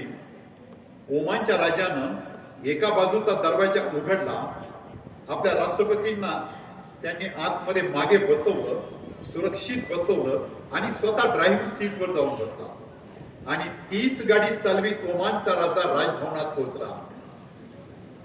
राजभवनामध्ये जेव्हा तो बसला तेव्हा त्याच्या शेजारीच आपले राष्ट्रपती एस.डी. शर्मा बसलेले होते. पत्रकार पण होते. पत्रकारांचा पहिला प्रश्न होता की अरब अमिरातीचे जे प्रोटोकॉल आहेत ते तोडले का तुम्ही? का तोडला? तुम्ही तर नको जायला पाहिजे होतं. तुम्ही नको जायला पाहिजे होतं असतील ते राष्ट्रपती. पण प्रोटोकॉल असं सांगतो, राजांचा, ओमानचा राजा असेल, दुबईचा असेल, अबुधाबीचा असेल, कोणता पण असेल, ते कधीही पण कुणाला घ्यायला जात नाही. तेव्हा राजा म्हटला, मी भारताच्या राष्ट्रपतींना बोलवलेलं नव्हतं. मी शिकायला पुण्यात होतो आणि पुण्यात मला शिकवायला जे होते ते प्राध्यापक एस.बी. शर्मा होते. मी माझ्या गुरुला बोलवलेलं होतं. मी माझ्या गुरुला घ्यायला स्वतः गेलो. माझ्या हाताने गुरुला घेऊन मी विमानातून खाली आलो. मी गाडीत बसवलं. मी स्वतः ड्रायव्हिंग करीत गेलो. मी राजभवनात नेलं आणि माझे गुरु डॉक्टर एस.बी. शर्मा यांच्या पायाशी मी बसलो, कारण ते माझे गुरु आहे. गुरुची सगळी सेवा राजा म्हणून नव्हती, गुरु म्हणून. गुरुशी सन्मान ठेवणं, आई वडिलांच्या प्रती सन्मान ठेवणं, त्यांच्या शिकवणुकीकडे दुर्लक्ष न करणं आणि जीवनाचं म्हणून जे काही पुढचं ध्येय आहे ते गाठण्यासाठी ही तपश्चर्या करणं म्हणजे विद्यार्थी अवस्था आहे.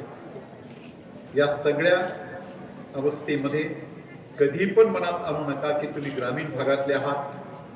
अकोल्यात कधी आले तर आता जेवढे फ्लेक्स लागतात MPSCचे सगळे ग्रामीण भागातले मुलं आहेत, UPSCचे सगळे ग्रामीण भागातले मुलं आहेत, स्पर्धा जिंकणारे सगळे ग्रामीण भागातले मुलं आहेत. शहर आणि ग्रामीण हे विसरून जातात. उलट असं थोडंफार अधिक काही तर ते ग्रामीण भागातच आहे.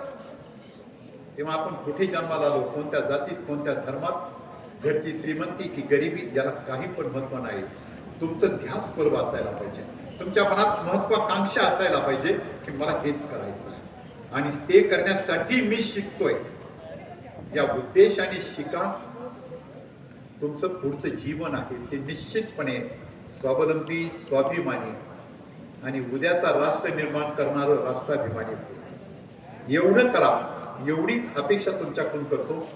मला आज पापाळे सरांनी फार आग्रहानं बोलवलं आणि मला येण्याची संधी दिली, तुमच्याबरोबर बोलता आलं. मला एक काळ माझा होता की राजकीय भाषण ऐकायला लोक माझे यायचे. कम्युनिस्ट पार्टीचा कार्यकर्ता म्हणून फार क्रांतीच्या पर्यंत मी बोलत जायचो. रक्तरंजित क्रांतीपर्यंत अकोल्याची भाषणं काय तुम्हाला तर माहीत आहे. त्यामध्ये सगळ्यात टोकाचं भाषण करणारे दशरथ सावंत आणि मी स्वतः होतो. एक दिवस मला भोसलेप थोरातांनी, मी त्यांना दादा म्हणतो, ते माझे गुरु आहेत. माझं शिक्षण फक्त 11वी आहे, पण मी जगाला ओरडून सांगतो की मी भोसलेप थोरात विद्यापीठाचा विद्यार्थी आहे. भोसलेप थोरात मला एक दिवस म्हटले की बस कर आता, बस कर म्हटले तुझे भाषण, बस कर, थांबव आता. काही पण समाजाच्या पदरात पडणार नाही तुझ्या भाषणात. तुला ग्रामीण भागात जर काही करायचंच असेल सामाजिक काम तर एकतर शिक्षण क्षेत्रात कर आणि सहकारी क्षेत्रात कर. आणि मी तेच केलं. आज मी प्रामाणिकपणे कबुली देतो की मी केलं ते बरोबर केलं. म्हणून नाथाबाबांच्या जयंती दिनाला त्यांचा अनुयायी म्हणून मला बोलतात. अन्यथा केवळ तुम्ही पण नाही. मला ही एक संधी या ठिकाणी आपण सर्वांनी दिली. सर्वांच्या प्रती आभार व्यक्त करून थांबतो. धन्यवाद. धन्यवाद साहेब. तपश्चर्येला पर्याय नाही. खेळण्या बागडण्याचं तुमचं वय नाही, स्वतःला घडवण्याचं आहे. हा संदेश आमच्या विद्यार्थ्यांना आपण या ठिकाणी दिलात. फक्त एक 10 मिनिटात आम्हाला पारितोषिक वितरणाची सुरुवात आपण करून द्यायची आणि मग आपल्याला परवानगी असेल. आपण पारितोषिक वितरणाची सुरुवात करत आहोत. गुणवंत विद्यार्थ्यांच्या पारितोषिक वितरणानं आणि त्यासाठी व्यासपीठावर निमंत्रित करतोय पानसरे सर. कैलासवासी दलित मित्र नाथाबाबा शेळके यांचा 119वा जयंती सोहळा आणि या सोहळ्यानिमित्त सादर होत असणारा हा सप्ताह, या क्रीडा सांस्कृतिक सप्ताहाबरोबरच विद्यालयामध्ये असणारे जे गुणवान विद्यार्थी आहेत, या सर्व विद्यार्थ्यांनी वर्षभरामध्ये केलेल्या कामाचा लेखाजोखा बाबांच्या जयंती निमित्त या गुणवंत विद्यार्थ्यांचा आपण दरवर्षी सन्मान करत असतो. आणि खऱ्या अर्थानं या विद्यार्थ्यांचं कौतुक करण्यासाठी जे बक्षीस जाते आहेत त्यामध्ये सन्माननीय रविदादा शेळके दरवर्षी विद्यार्थ्यांचा सन्मान करण्यासाठी 20,000 रुपये देतात. जोरदार टाळ्या वाजवून दादांना धन्यवाद देऊया. कैलासवासी साने गुरुजी पुरस्कार आणि कैलासवासी लक्ष्मणराव कुराडे पुरस्कार यांचं फिक्स डिपॉझिट आहे 10,000 रुपये आणि त्यामधून येणारं जे व्याज आहे दरवर्षी 1108 रुपये व्याज येतं, त्यामधून ही बक्षिसं दिली जातात. त्याचबरोबर कैलासवासी गंगाधर पाटील आहेर यांच्या स्मरणार्थ आहेर सरांकडून काही पारितोषिकं दिली जातात. त्याचबरोबर विद्यालयाचा माजी विद्यार्थी प्राध्यापक कैलासराव लांबकडे इयत्ता 10वी मध्ये प्रथम येणाऱ्या विद्यार्थ्यांसाठी 2,500 रुपयांचं पारितोषिक त्यांचं असतं. आणि आशाताई भांगरे, प्राध्यापिका आशाताई भांगरे भूगोलाच्या शिक्षिका, त्यांच्याकडून भूगोल विषयामध्ये प्रथम येणाऱ्या विद्यार्थ्यांसाठी एक पारितोषिक दिलं जातं. त्याचबरोबर विद्यालयामध्ये असणारे आदर्श स्काउट आणि आदर्श गाईड यांच्यासाठी विद्यालयातील माजी स्काउट मास्टर सन्माननीय वाणी सर आपल्या वडिलांच्या स्मृतीप्रित्यर्थ कैलासवासी धर्माजी वाणी पुरस्कार दरवर्षी स्काउट आणि गाईडसाठी 501 रुपये देतात.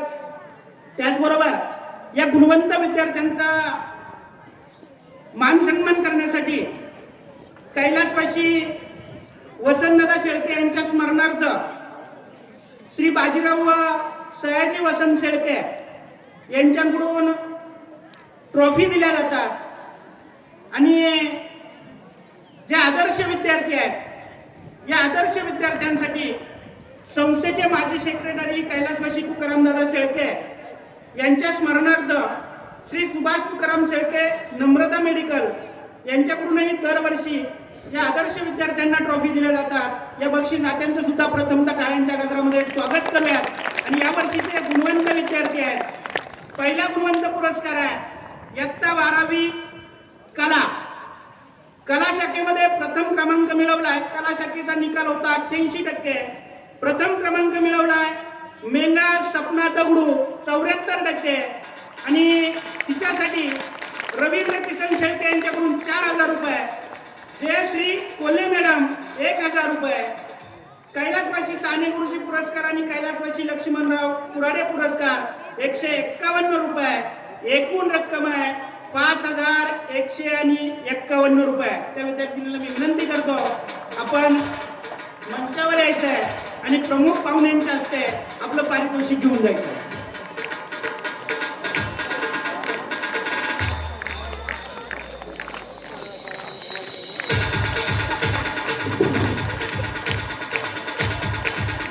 आणि हे सर्व गुणवंत विद्यार्थी घारगाव केंद्रात दरवर्षीप्रमाणे याही वर्षी प्रथम आहेत. त्यानंतर HSC 12वी विज्ञान शाखेमध्ये प्रथम क्रमांक मिळवलाय वाणिज्य शाखा कुमारी वाळवंट पल्लवी संतोष 78%. आणि ही सुद्धा वाणिज्य शाखेमध्ये घारगाव केंद्रात प्रथम. तिच्यासाठी रवींद्र किसन शेळके यांच्याकडून 4,000 रुपये. कैलासवासी साने गुरुजी पुरस्कार आणि कैलासवासी लक्ष्मणराव कुराडे पुरस्कार 151 रुपये. एकूण रक्कम आहे 4,151. कुमारी वाळवंट पल्लवी संतोष. कुणी भाऊ वगैरे असेल तर याच्याला पटकन.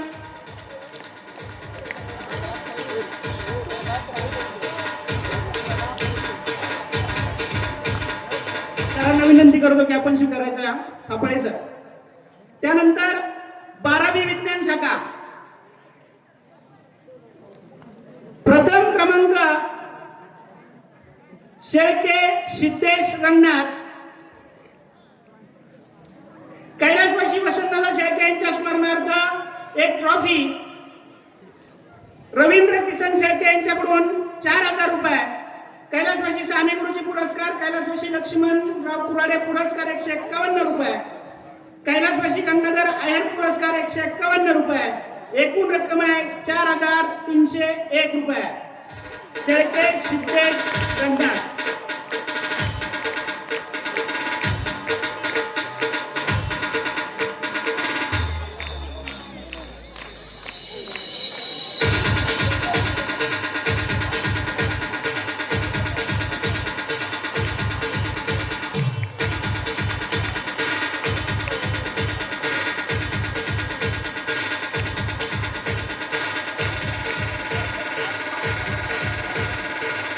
त्यानंतर प्राध्यापिका आशाताई भांगरे पुरस्कार.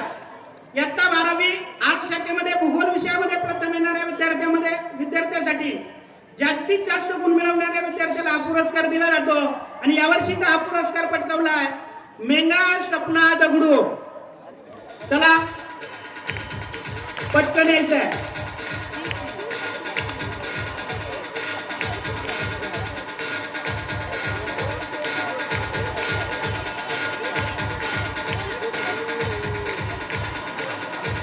चला पटकन या.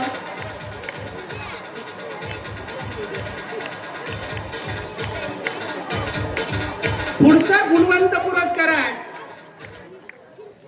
इयत्ता 10वी सेमीच्या वर्गामध्ये प्रथम क्रमांक पटकाविणारी विद्यार्थिनी जटार अमृता लहू. प्रथम क्रमांक गोचा केंद्रामध्ये प्रथम 94% गुण मिळवलेले आहेत.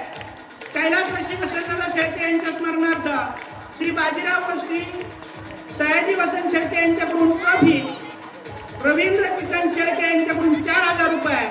कैलासवासी साने गुरुजी पुरस्कार, कैलासवासी लक्ष्मणराव कुराडे पुरस्कार 101 रुपये. कैलासवासी गंगाधर अय्यर पुरस्कार 151 रुपये. आणि प्राध्यापक कैलासराव लामखडे यांच्याकडून 1500 रुपये. एकूण रक्कम आहे 5852 रुपये. कुमारी जटार अमृता लहू.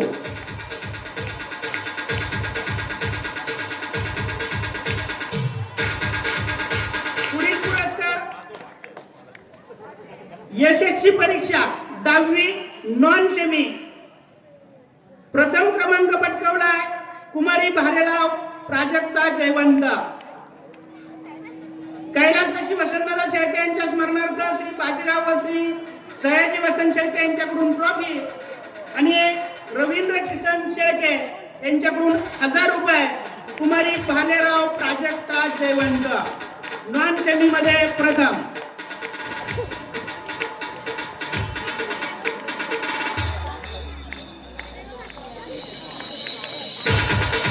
पुढील गुणवंत पुरस्कार आहे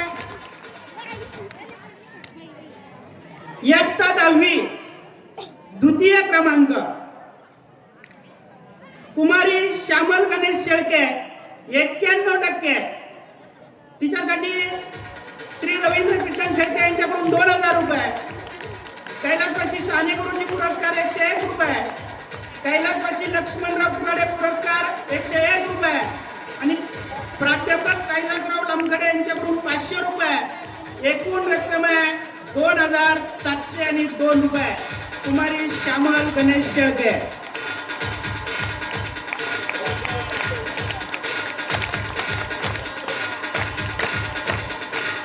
पुढील गुणवंत पुरस्कार इयत्ता 10वी तृतीय क्रमांक शेळके सार्थक नितीन 90% गुण मिळवलेले आहेत. आणि त्याच्यासाठी सुद्धा श्री रवींद्र किसन शेळके यांच्याकडून 1000 रुपये. कैलासवासी साने गुरुजी पुरस्कार 75 रुपये. कैलासवासी लक्ष्मणराव कुराडे पुरस्कार 75 रुपये, प्राध्यापक कैलासराव लामखडे 500 रुपये, एकूण रक्कम आहे 1651 रुपये. शेळके सार्थक नितीन.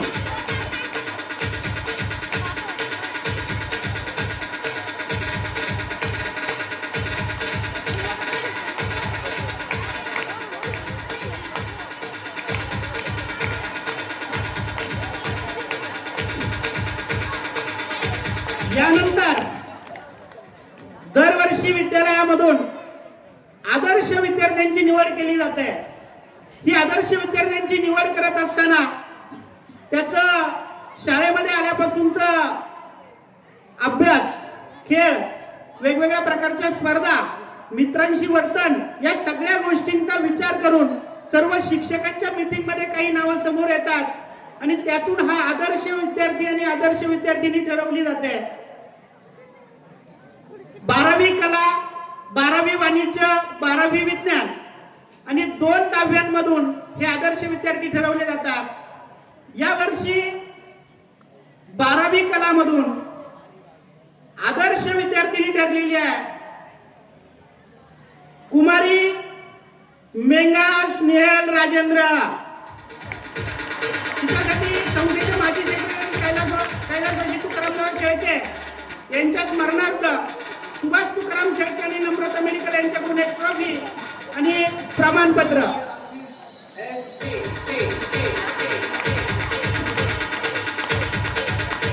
मेंगा स्नेहल राजेंद्र.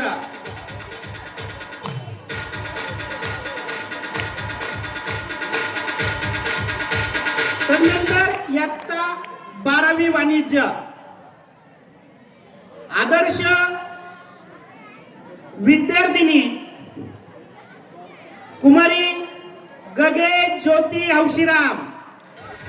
तिच्यासाठी सुद्धा कैलासवासी तुकारामदादा शेळके यांच्या स्मरणार्थ एक ट्रॉफी आणि प्रमाणपत्र. चला पटकन 8वीचे विद्यार्थी, 8वीचे आणि 6वीचे विद्यार्थी पहा, त्या ठिकाणी थोडा आवाज येतोय तुमचा.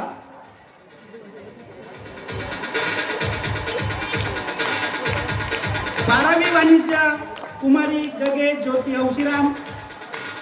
कैलासवासी तुकारामदादा शेळके यांच्या स्मरणार्थ एक ट्रॉफी आणि प्रमाणपत्र. 12वी विज्ञान, 12वी विज्ञान मधून आदर्श ठरलेला विद्यार्थी आहे शेळके सिद्धेश संतोष. जोरदार टाळ्या वाजवायच्या सर्व आदर्श विद्यार्थ्यांसाठी. कैलासवासी तुकारामदादा शेळके यांच्या स्मरणार्थ एक ट्रॉफी आणि प्रमाणपत्र.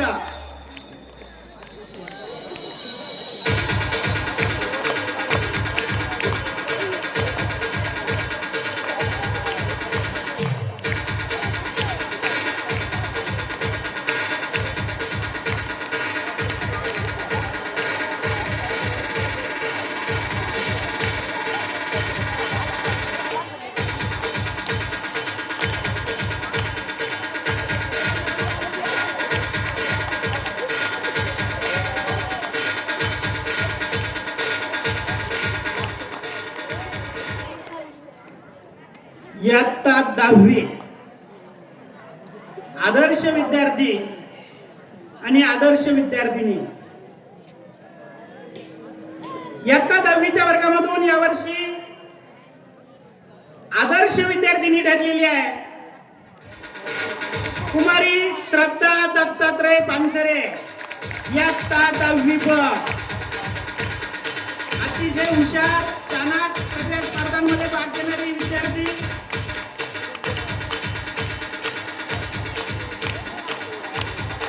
कैलासवासी तुकारामदादा शेळके यांच्या स्मरणार्थ एक ट्रॉफी, प्रमाणपत्र. प्राचार्यांना विनंती, आपण या सत्कारांमध्ये सहभागी व्हायचंय.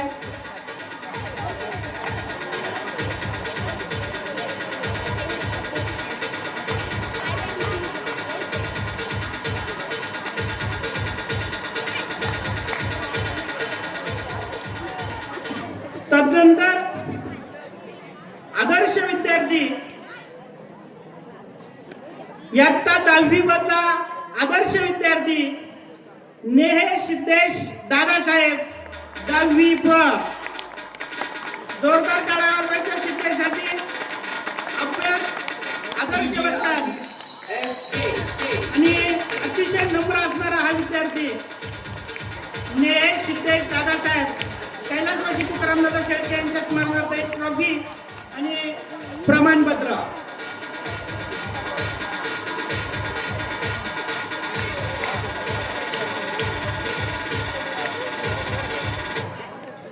त्याचबरोबर विद्यालयामध्ये सुरू असलेला स्काउट गाईड विभाग, या स्काउट गाईड विभागातून सुद्धा इयत्ता 8वी ते 10वी 3 वर्षांचा अभ्यासक्रम पूर्ण करून इयत्ता 10वीच्या वर्गामधून आदर्श स्काउट आणि आदर्श गाईड निवडले जातात.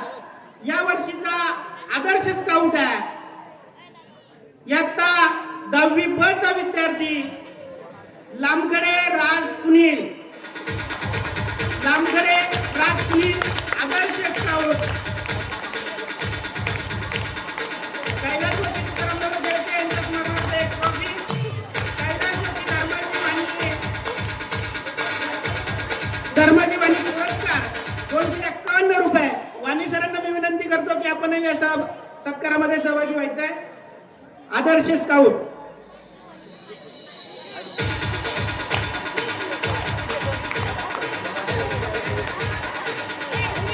विद्यालयाचे माजी स्काउट मास्टर सन्माननीय वाणी सर यांच्याकडून आपल्या वडिलांच्या प्रित्यर्थ हा दरवर्षी पुरस्कार दिला जातो.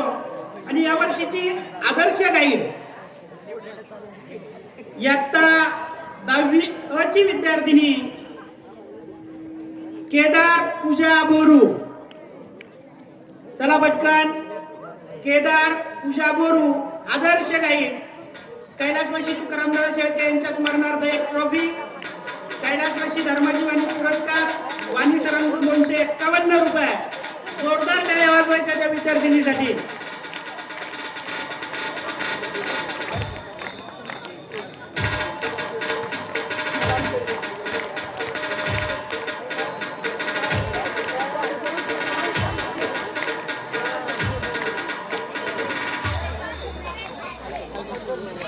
सर्व गुणवंत आणि आदर्श विद्यार्थ्यांचं पुन्हा एकदा टाळ्यांच्या गजरामध्ये जोरदार स्वागत करूया. सर्व बक्षीस खात्यांना संस्थेच्या वतीने विद्यालयाच्या वतीने मनापासून धन्यवाद. विद्यालयामध्ये असणारे जे माजी विद्यार्थी आहेत नाथाबा विद्यालय कोटा बॅच 1996 बॅचचे जे विद्यार्थी आहेत त्या विद्यार्थ्यांनी शालेय क्रीडा साहित्यासाठी 8,100 रुपये रोख दिलेले आहेत. त्या बॅचचे जे विद्यार्थी आहेत सन्माननीय रबाईसाहेब शेळके, श्यामसाहेब मुसळे, गणेशजी शेळके, सर्व ग्रुप जो आहे राम मुसळे, सर्वांना विनंती आहे. सुरेशजी कुरकुटे,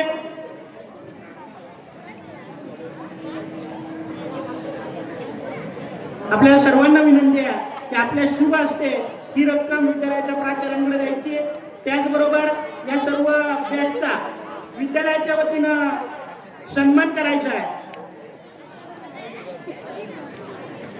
शाळेप्रती असणारं त्यांचं प्रेम हे विद्यालयाचे माजी विद्यार्थी आहेत. गेल्या वर्षी सुद्धा या बॅचनं आपल्याकडे असणारं जे वसतिगृह आहे त्या वसतिगृहातील विद्यार्थ्यांसाठी सर्व विद्यार्थ्यांसाठी रगांचं वाटप केलेलं होतं. आणि या वर्षी सुद्धा विद्यार्थ्यांच्या खेळासाठी 8,100 रुपयांचं रक्कम त्यांनी या ठिकाणी दिलेली आहे. या सर्व बॅचचं संस्थेच्या वतीनं आणि विद्यालयाच्या वतीनं मनापासून स्वागत करतो, मनापासून धन्यवाद देतो आणि त्यांना विनंती करतो की आपल्या शुभ हस्ते ही रक्कम आपण प्राचार्यांकडे सुपूर्द करायची.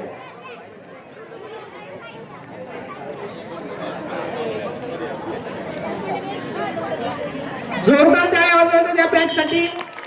असंच प्रेम असंच सहकार्य विद्यालयासाठी राहील अशा प्रकारची अपेक्षा व्यक्त करतो.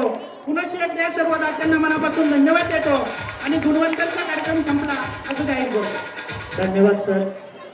यानंतर फक्त प्रमुख पाहुण्यांना जाण्यासाठी परवानगी आहे. बाकीचे सर्व मान्यवर व्यासपीठावरती बसून राहतील. आपल्या हस्ते पुढील पारितोषिक वितरण आपल्याला या ठिकाणी संपन्न करायचं आहे.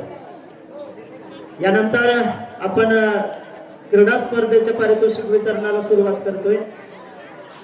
क्रीडा स्पर्धेतील बक्षीस वितरणासाठी मी व्यासपीठावरती निमंत्रित करतोय माझे सहकारी मित्र विकास आभाळे सर यांना. क्रीडा स्पर्धेतील पारितोषिक वितरण या ठिकाणी संपन्न होत आहे.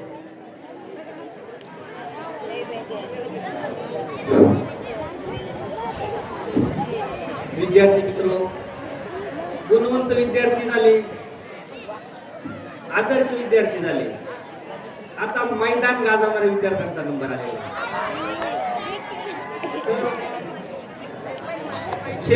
खेळामुळे आपलं शारीरिक, मानसिक आणि बौद्धिक विकास होत असतो. या आपल्या शालेय स्तरावर झालेल्या स्पर्धेमध्ये सर्वप्रथम आपण लहान गटाचं पारितोषिक वितरण करणार आहोत. संस्थेचे उपाध्यक्ष आणि आजच्या कार्यक्रमाचे अध्यक्ष श्री कारभारी दादा मुसळे यांना मी विनंती करतो, आपण हे पारितोषिक वितरण करायचे. पटपट यायच्या 2-2 मुलांनी संघ घ्यायचे, ज्यांचे नाव घेईल त्यांनी. कबड्डी मुलांमध्ये 7वी ब चा संघ विजय झालेला आहे. संघ नायक अभय वसावे. खो खो 7वी ब चा मुलांचा संघ विजय झाला आहे. संघ नायक सार्थक कोरडे. चला पटपट यायचे.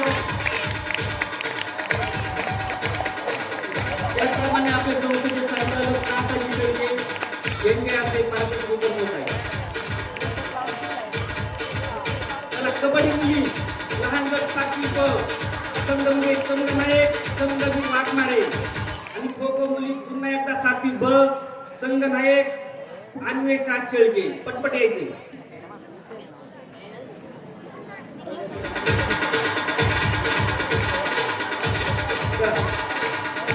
गोळा फेक मुले प्रथम मध्ये आहे कुणाल साळुंके 7वी ब आणि द्वितीय आहे सार्थक पेडेकर 7वी ब. पळत यायचे.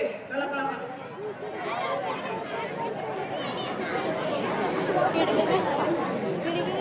गोळाफेक मुली प्रथम शर्वरी शेळके 7वी ब.